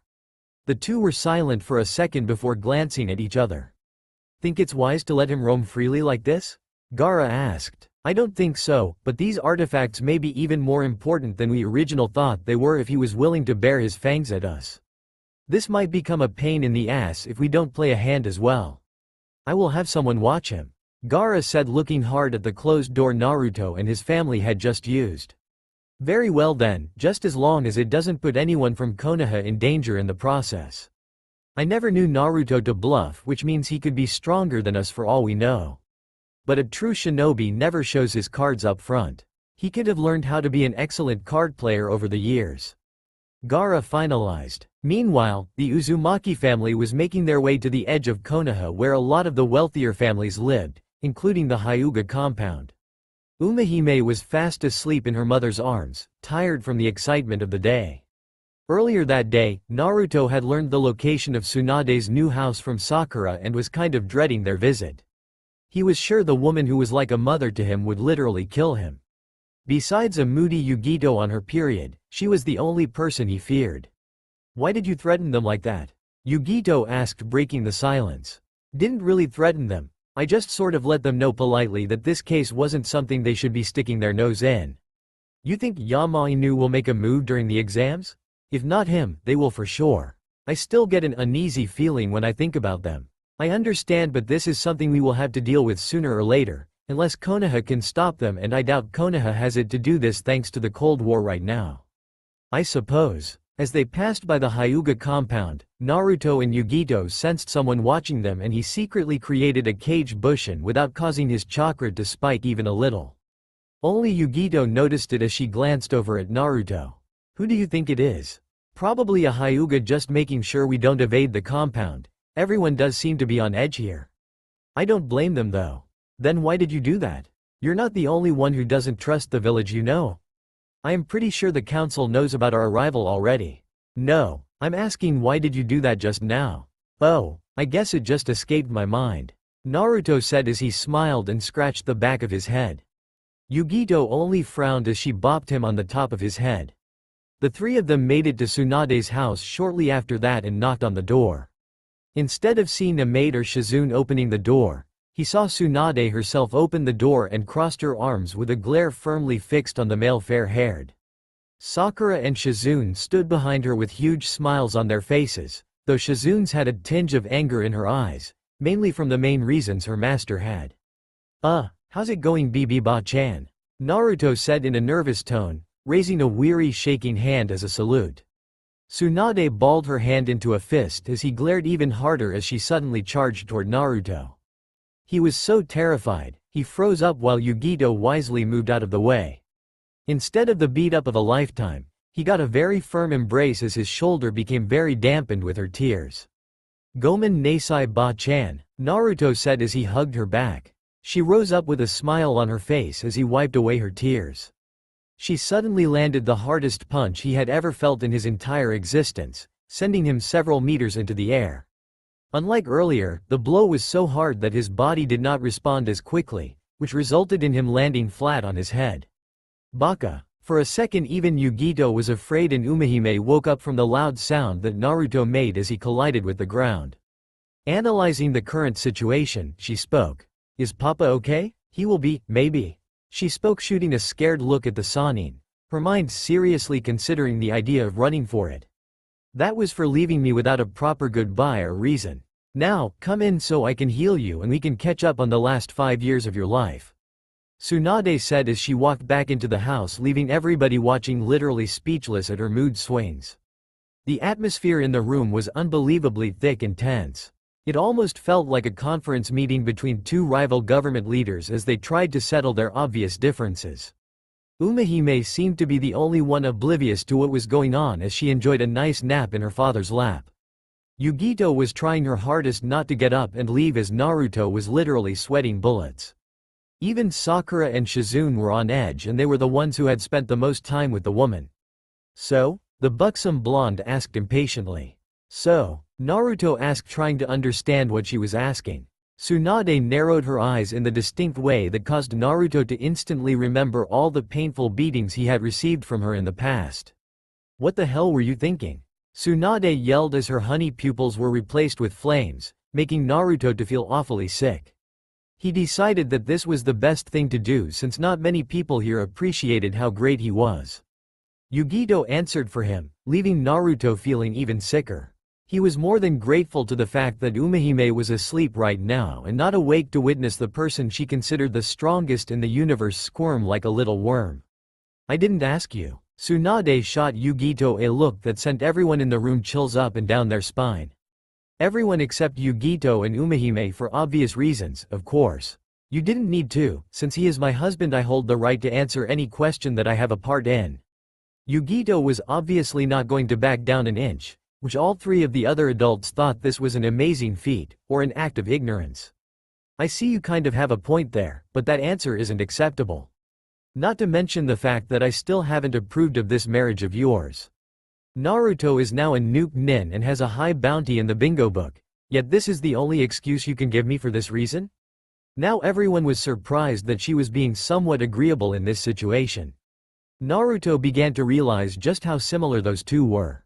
Well, he always had a thing for overbearing and strong women.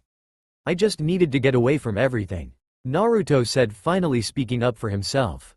"What do you mean?" Sakura asked, as she was under the impression the whole time that he had been forced, conned, coerced to abandon the village by the Kumo Kunoichi despite what she was told.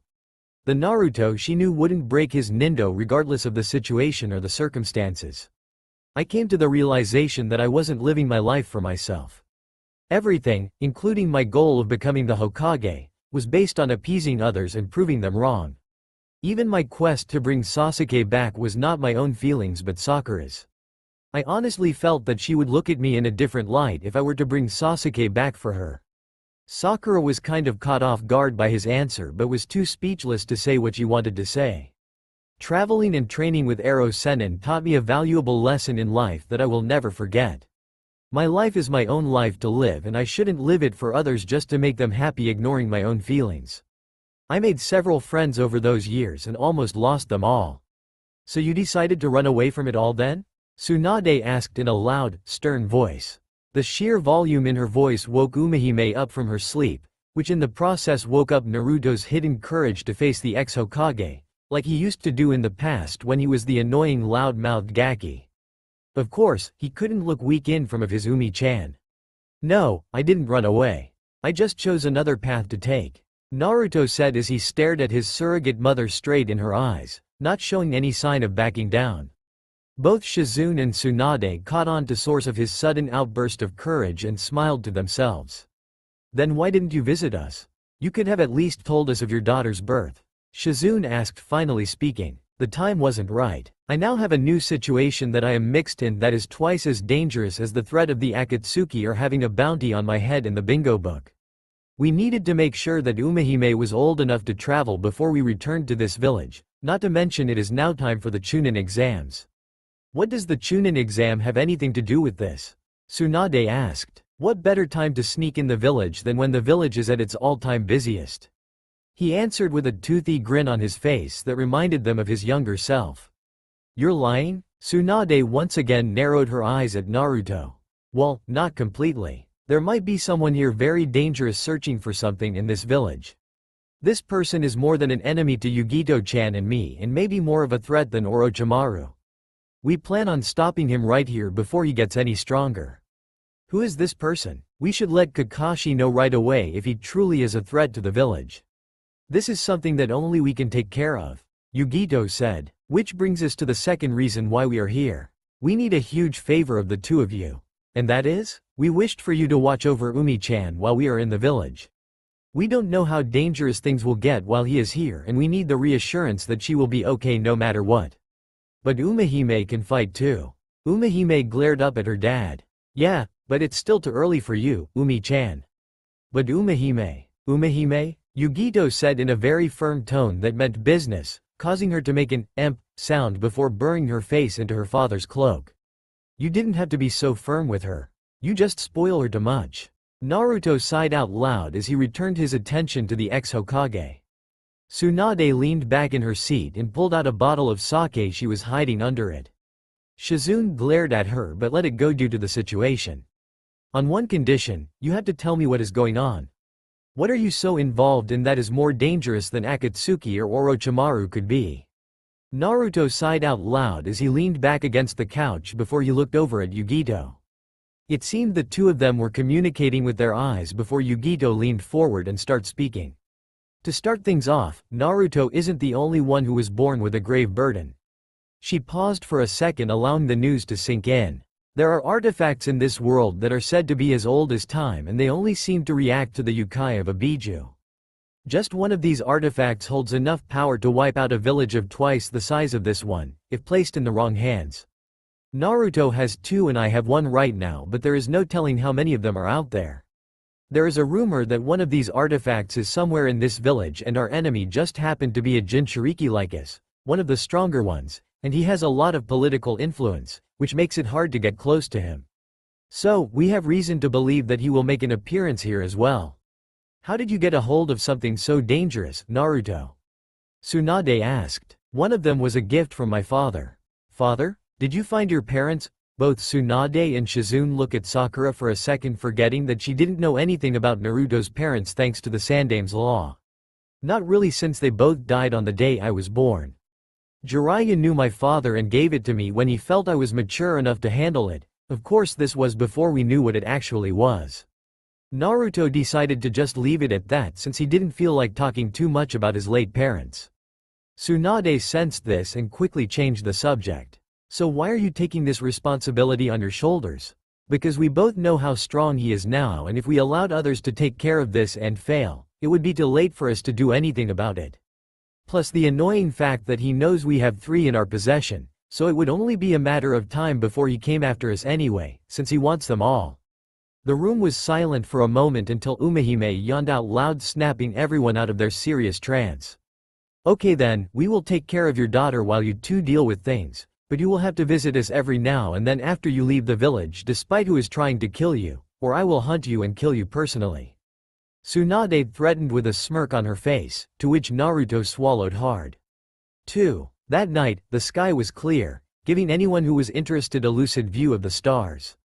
A cool, gentle breeze blew as the blades of grass began to dance, transforming the plain into an ocean of green. Suddenly, the sounds of footsteps were heard, followed by several more. The first set of footsteps stopped right in the center of the field, as their owner turned around and watched as more men appeared behind him with all sort of weapons in their possession. Are sure you want to do this? The owner of the original footsteps asked as he placed his left hand on top of the hilt of his katana, which was resting in its sheath. We will never forgive you for what you did to our lord. Even if it means that your lives would be forfeit in the process? The man glared at his pursuers with such intensity that his eyes became visible even under the dark veil of the night that covered the field. Another breeze blew past them as everyone became silent. As soon as the wind stopped blowing, a batch of clouds flew in front of the moon, shrouding the field in complete darkness as 3 of the 10 men dashed toward him. He slightly stepped forward, easily dodging the first attack, and landed a powerful blow to the second man's chest, causing him to land on his back. In the same motion, he sent a sidekick to the third attacker, lifting him off the ground with the brute force of the kick. Quicker than the first man could even breathe, he slashed through his neck with his katana as he quickly placed it back in the sheath. Blood began to float along with the wind as the 9 remaining men looked on in horror. None of them even saw or heard him draw his katana, but they all heard him resheath it. Just as quickly as the clouds came in, they dispersed, allowing the light of the moon to shine brightly on the scene. One of the men now laid sprawl out as his blood continued to leak out like a broken faucet. Now, do you really wish to continue this pointless fight? It was obvious that he merely allowed them to hear him sheath his katana, to show them just who they were fighting. The same thought went through every one of their minds as they braced themselves for anything. He was clearly on a completely different planet when it came to ability. But they couldn't let that stop them. This man had just killed their lord and was announcing himself as the new lord of the land. There was no way in hell they were going to allow this to happen, even if the people didn't know of their bravery and quest for justice. The other 2 men dusted themselves off and pulled out a katana of their own. An annoyed expression grew on his face as he closed his eyes. In an instant, the once clear and beautiful night sky was covered in clouds once again as the sky began to bellow with thunder, as if it were angry. He forcefully opened his eyes, causing all of them to be frozen in their spot as they all were sliced in several different places under a few seconds. The clouds began to burst as it started to pour down on him as the rain showered away all the excess blood that was covering his body. How pointless. So you enjoy watching your men kill themselves? Who said those were my men? They were just pawns that helped me achieve a much greater purpose. I was just going to let this go, but your abilities have sparked an interest in me. Not to mention that katana you wield, that wouldn't happen to be Kusanagi, now wouldn't it? And, I never would have fathomed the idea of finding an artifact this far out. Maybe it was a good thing that I helped that old bastard keep this land alive for so long after all. Another cloud covered the moon, cutting off all light sources. Lightning suddenly struck, revealing the stranger standing right in front of him with a smirk on his face. You are a strange one, huh? You are not even a Jinchuriki, yet it seems you can wield this artifact. But how much of that was you and how much of that was the katana? He gently rested his hand on his hilt before causing the stranger's grin to grow even wider. Guess I will have to find out up close and personal, As soon as the cloud that was covering the moon was gone, the stranger disappeared. He quickly drew his katana just in time to deflect the attack of a metal staff type of weapon. But the source of the weapon wasn't anywhere to be found. He quickly swiped his katana to the left, deflecting the second attack that appeared out of nowhere. Very good. Suddenly, the stranger leapt up from the ground and almost landed a high kick to his chin, but at the last minute, he leaned backwards, allowing the tip of the stranger's foot to only graze it. The impact was still enough to launch him into the air, where the stranger landed a powerful attack with his staff right in his abdomen, causing him to spit out blood as he landed on his back. But he quickly hopped back on his feet, ready to counter as his katana collided with the man's metal staff. The stranger used his own attack against his opponent as he thrust forward, landing another hit against his chest, pushing him backwards. The man then slammed the staff against the ground, created a shock wave to stream toward him. His dark almond pupils shifted to a crimson red as three tomes formed in the corner of his eyes. At the same instant, he swung his katana at the ground, sending a violent amount of chakra into it, negating the man's attack. Interesting. I see that you can use the Kusanagi properly, and I also never imagined that I would get to face off one of your kind since you all died out several years ago. About time you get serious, Uchiha. As lightning struck the sky, the man launched the staff at him, but he quickly knocked the staff to the side with his katana. What he wasn't expecting was a second staff to collide with chest again as he slid backwards. That was when he saw for the first time that a chakra chain connected both staffs to one another. So you finally saw it, huh? Guess those eyes are as deadly as the rumors say, Let's see just how this artifact can fare up against that Kusanagi of yours. The stranger pulled back on the chain, causing both parts of the staff to fly back to him as they connected with one another, joining in their complete form. The Uchiha took this time to get even closer by using his immense speed. The stranger was caught off guard a little bit by just how fast he was, but it still wasn't enough as a giant wall of wind burst between them, sending the Uchiha flying backwards once again. The stranger leapt over the wall and slammed the tip of his staff in the ground, just barely missing the Uchiha, thanks to a quick roll on his part. But that what was the stranger was expecting. Suddenly, the Uchiha felt a large amount of chakra pulsate from the staff as the ground around it was set on fire. The stranger leapt down on the ground and swung the staff sideways, creating a massive amount of wind that sent the flames running in all directions, scorching everything they touched. The Uchiha was forced to quickly backpedal to avoid the flames, but he also backpedaled right into the stranger's trap, as he ran right into a tunnel of wind that began to rip his entire body. That is, if it was the real him. At the last second, his body puffed in a cloud of dark smoke, causing the stranger to chuckle. As the fires continued to run rampant through the fields, the stranger just stood there like a statue as his bleach-white cloak flapped wildly in the wind. He suddenly thrust his staff forward, catching the Uchiha right before he attacked, and followed up by separating his staff again and grabbing the left part and slamming it hard against the Uchiha's face, sending him crashing to the ground.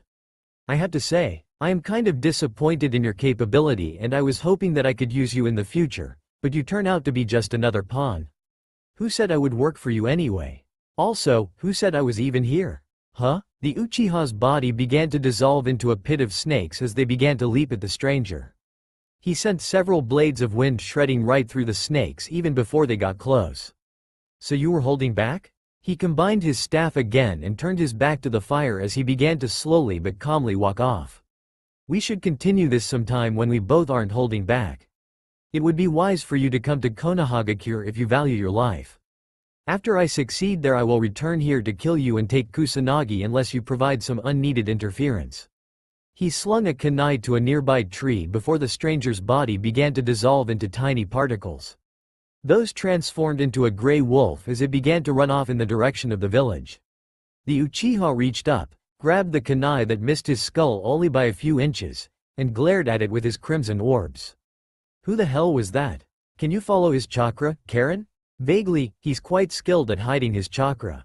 Even I'm getting confused on rather that his real chakra trail of not. Throughout your entire fight with him, his chakra kept changing in a very abnormal way. She paused for a second as she watched him stared out in the distance. Konoha again, huh? He said as his eyes returned to normal. More importantly, are you alright, Sasuke-kun? Yeah, I am. I was just caught a little off guard. Do you know what he was talking about when he mentioned artifacts? Not exactly. There has been a strange rumor about powerful weapons resurfacing from the past though. Why? Sasuke looked down at his katana that he had inherited from the late Orochimaru before returning it to its sheath. Where are Jugo and Suigetsu right now? They are both back in town, waiting for us to return. Okay, get some rest tonight. Why? What's wrong? We are leaving earlier in the morning.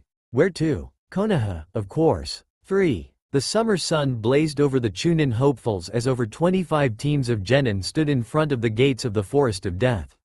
Even though this was probably the most dangerous part of the exam, most of them were more worried about dying from the heat or the Junin instructor who was in charge of this event. It seemed that Anko's favorite dango shop had been shut down temporarily due to some foreign genin vandalizing the place last night. The shop owner didn't know who exactly did it, but he did know that they were wearing a foreign Hiite. It took Kakashi everything he had to keep Anko from going on a killing spree on all of the genin in the village. Listen up, Chibi. If you were hoping that this test would be as easy as the last one, then I'll kill you myself. The amount of killer intent she was releasing left more than the majority of them frozen in their tracks. You have exactly 3 days and nights to collect the other scroll with the one in your possession and arrive at the tower in the middle of the forest. It is against the rules to open any of the scrolls before reaching the tower. Who disobey will be forced to undergo excruciating consequences. She forced Kakashi to cave in to her idea when it came to the punishment for breaking the rules during the test, which were to allow her to do whatever she wanted besides kill them. It was obvious to everyone that she was out for blood. I see Anko-sensei is a little bit crazier than normal. Don't you think? A Konoha genin wearing all blue with his Hiite tied around her shoulder and a blue rag tied to the other arm in the same spot. Really? It is hard for me to tell half the time, Aoi-chan. Her teammate, who was draped in the standard shinobi attire except for the 4 kunai that were hanging off the side of his Hiite that he wore around his head, said as he glared up at the sky wishing he wasn't there.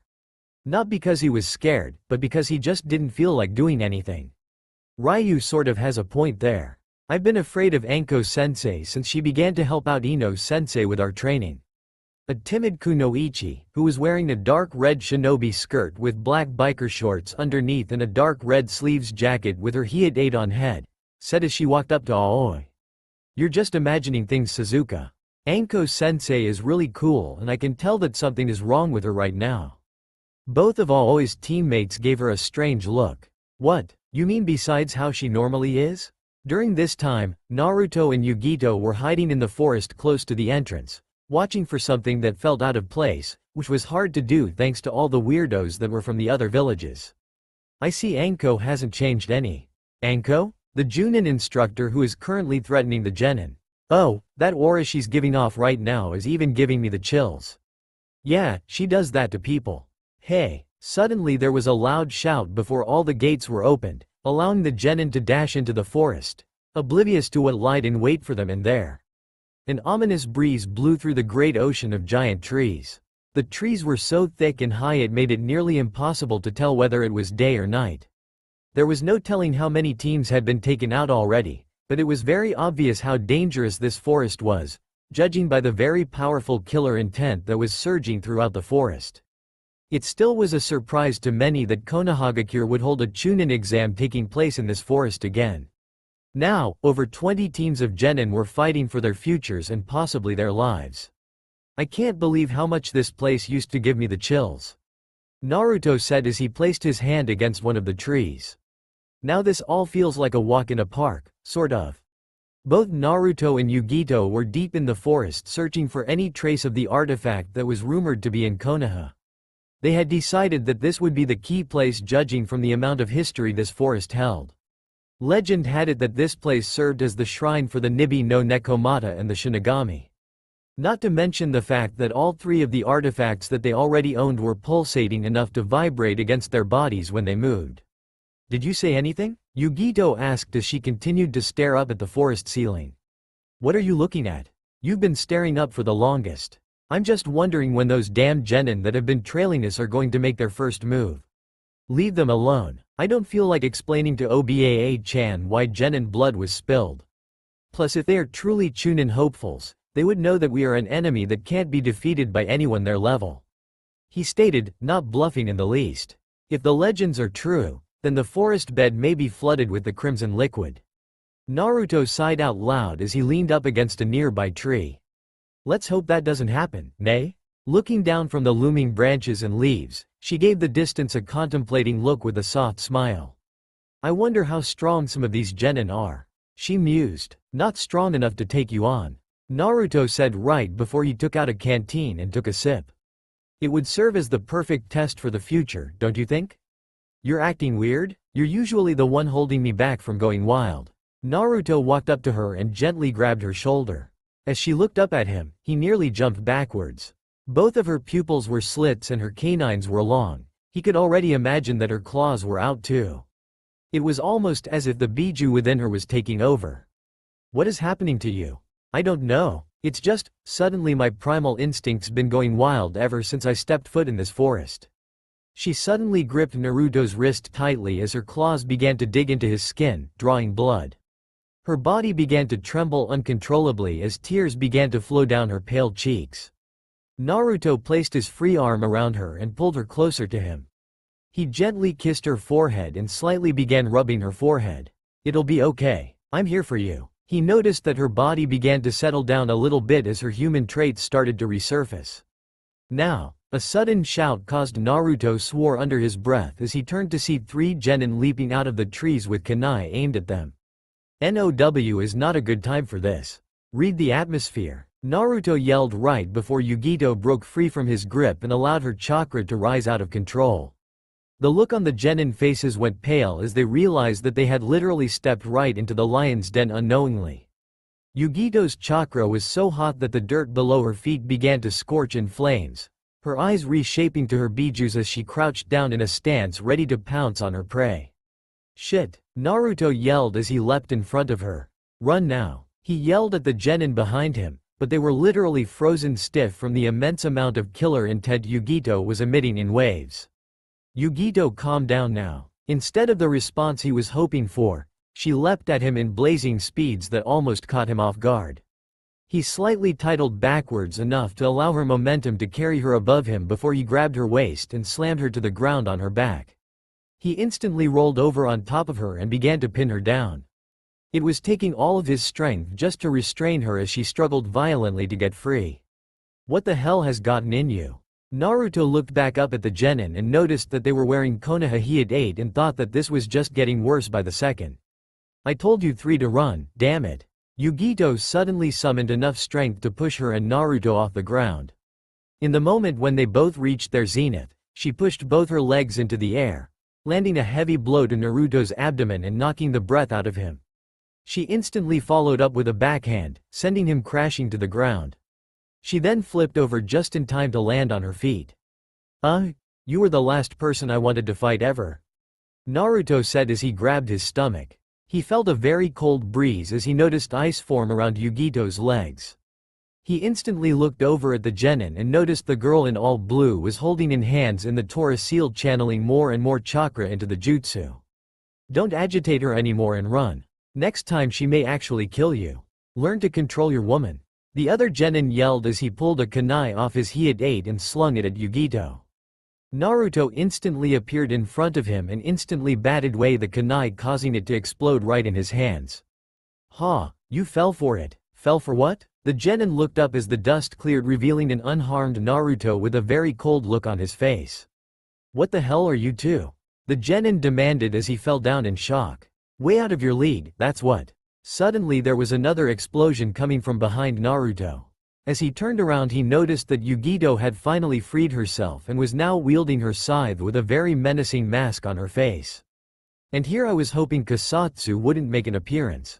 Naruto grunted as he reached behind his back and grabbed Kamikaze and used it to deflect her attack as the ground behind her instantly began to wilt and die while a massive squall formed behind Naruto and sent the genin flying backwards. Naruto took this chance to quickly draw Kagokasai and slash a power wave of flames at her feet, causing her to jump in the air to dodge, leaving her open for Naruto's next attack. He quickly sheathed Kamikaze and struck her neck in one of her vital points, knocking her unconscious in one big motion. Her body fell limp as she started to decline before Naruto caught up in his arms. "You know, you can be really troublesome sometimes." Naruto grunted as he gently laid her down on the ground and sheathed Kagokasai. "You guys aren't genin, are you?" the first genin in all blue asked as she was the first to appear with the other two quickly following after her. "You guys picked the wrong prey to attack at the worst possible time. Read your opponent more before you decide to attack. Oh, and never sound your attack. Even an unskilled shinobi can defend himself if he hears his enemies coming." Naruto glared at the genin before returning to tend to his wife. "If you're not a genin, then what the hell are you doing in the forest? Are you the judges?" the male genin asked as he rubbed the bump on his head he gained from hitting a tree thanks to the gust from Naruto and Yugito's attack. "Not obligated to answer any of your questions right now. Now hurry up and move on before things gets even more dangerous." "What do you mean?" the other female finally spoke as she hid behind the blue genin, who seemed to be the leader of their group. Naruto only sighed louder. "Help me get her on my back and I will answer that question."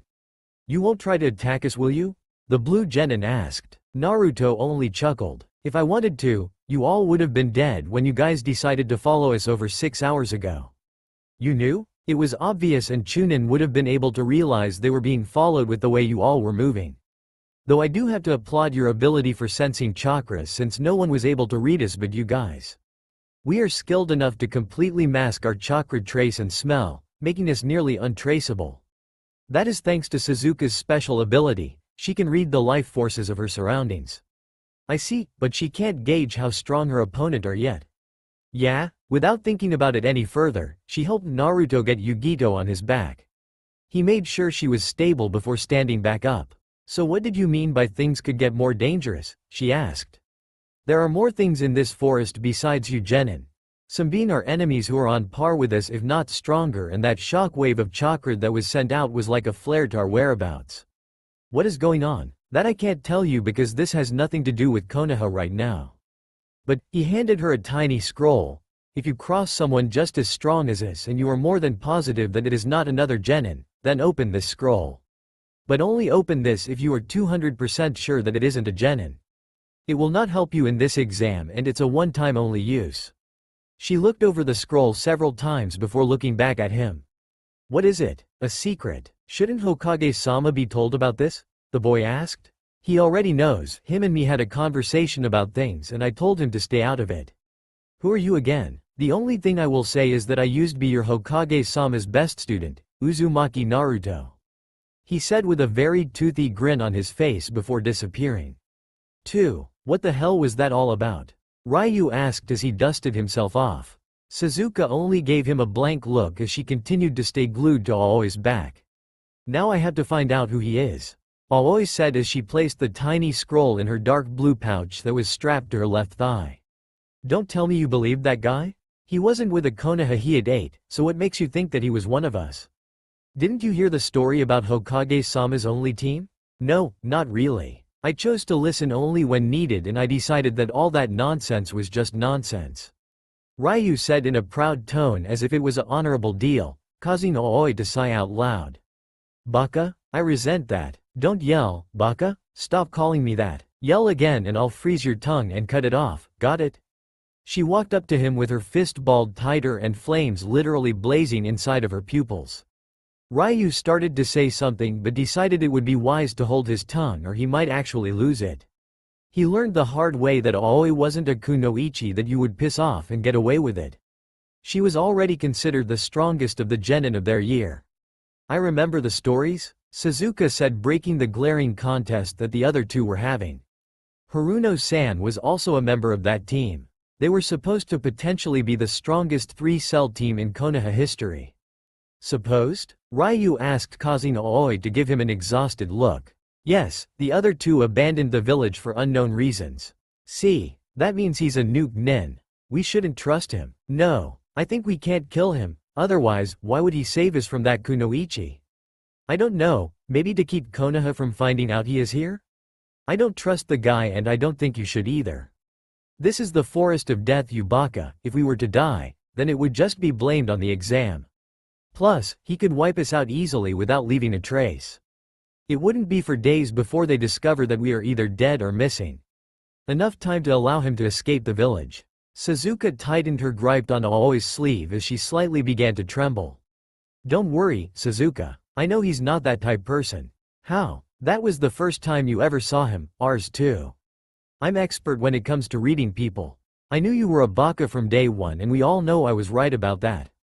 Ryu just growled under his breath as he motioned to walk ahead of them. Suzuka giggled lightly at her teammates' usual taunting.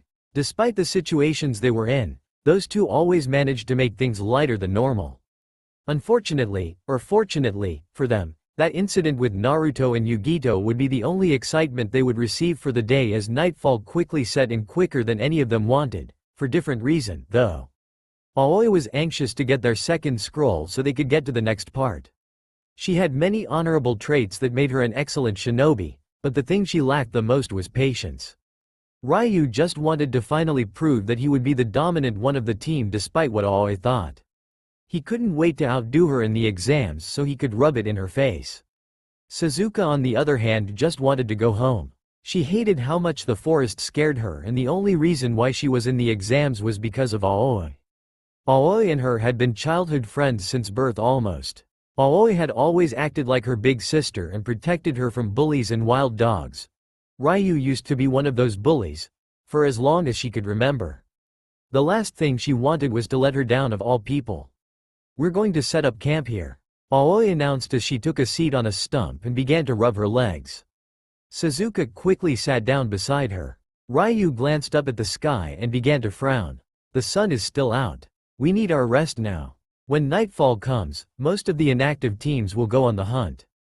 But that's why we have Suzuka. She can just tell us when someone is about to sneak up on us. Aoi began to rub her temple as if she had a headache as she groaned. We can't always rely on Suzuka's gift, you know? Not to mention the strain she goes through to keep it activated for as long as she did. And you heard Naruto, there are also guys out there who are just as strong as he is. They may be able to track us without Suzuka knowing. There is no such thing as a perfect jutsu, we learned that in the academy. Well, at least we did. Ryu growled again as he glared at her.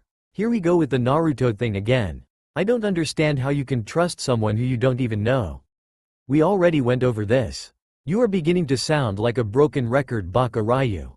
I think it's better if we take a rest too, Suzuka said in her gentle tone, trying to play peacemaker.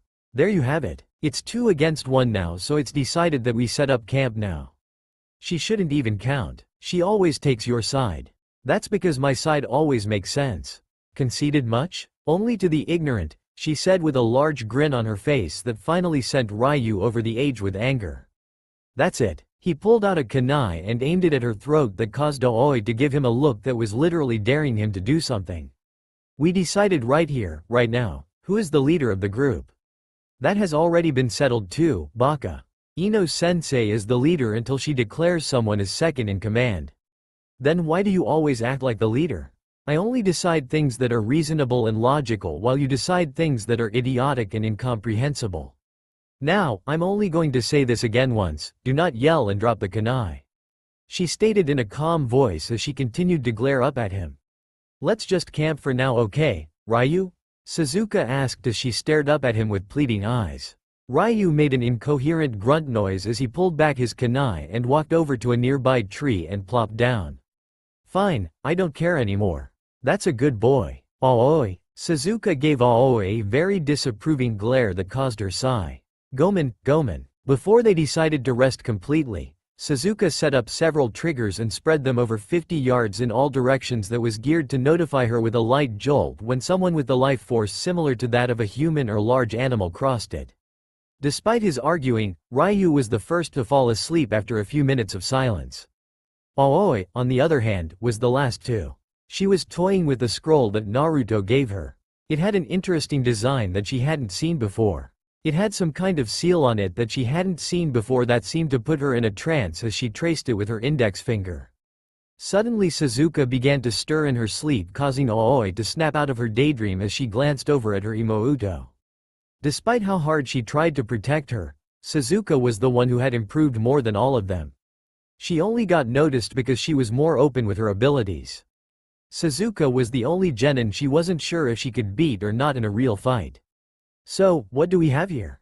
A foreign voice asked, causing Aoi to leapt up in shock. She glanced up to see someone in an all-black hooded cloak that made him look almost like a ghost. She glanced back at Suzuka and noticed that she had a pained look on her face. So that's why she was getting restless. Aoi asked herself as she quickly began to go through several methods to keep them all alive. Where's your team? Aoi asked in a commanding tone. Team? Hey, I don't need one. She slowly placed her hand on the ground, hoping it wouldn't see her. Don't think I can't see you hand move. If you want to live, it is better for you to just remain still and answer a few questions of mine's. His raspy deep caused Suzuka to wake up and nearly jump when she saw the man's figure. And those questions are? There was a very powerful chakra explosion earlier today. Do you know what caused that? Why do you need to know? Aoi asked as she glanced around him to see if Ryu was alright. He was still fast asleep. Baka, she yelled in her head. I'm the one asking questions here. No, I don't know what it was. That is why we were heading the opposite direction. The shadowy figure seemed to be pleased with her answer until his eyes caught something that was in her other hand. And where did you get that tiny little scroll? This? She slightly raised the scroll to make sure that was what he was asking about. It's a memento from my father to wish me good luck for the exams. Quote, I see. Wah. The battle cry of her stupid teammate caused her to regret the day the Shikamaru-sensei decided that he would be their third teammate. Ryu slung several of his special kunai at the man, creating a barrage of explosions. As soon as he landed on the ground, he slung several more, adding the explosive demotion show he was putting on. He quickly backpedaled, pulling out a katana this time and reading himself for anything.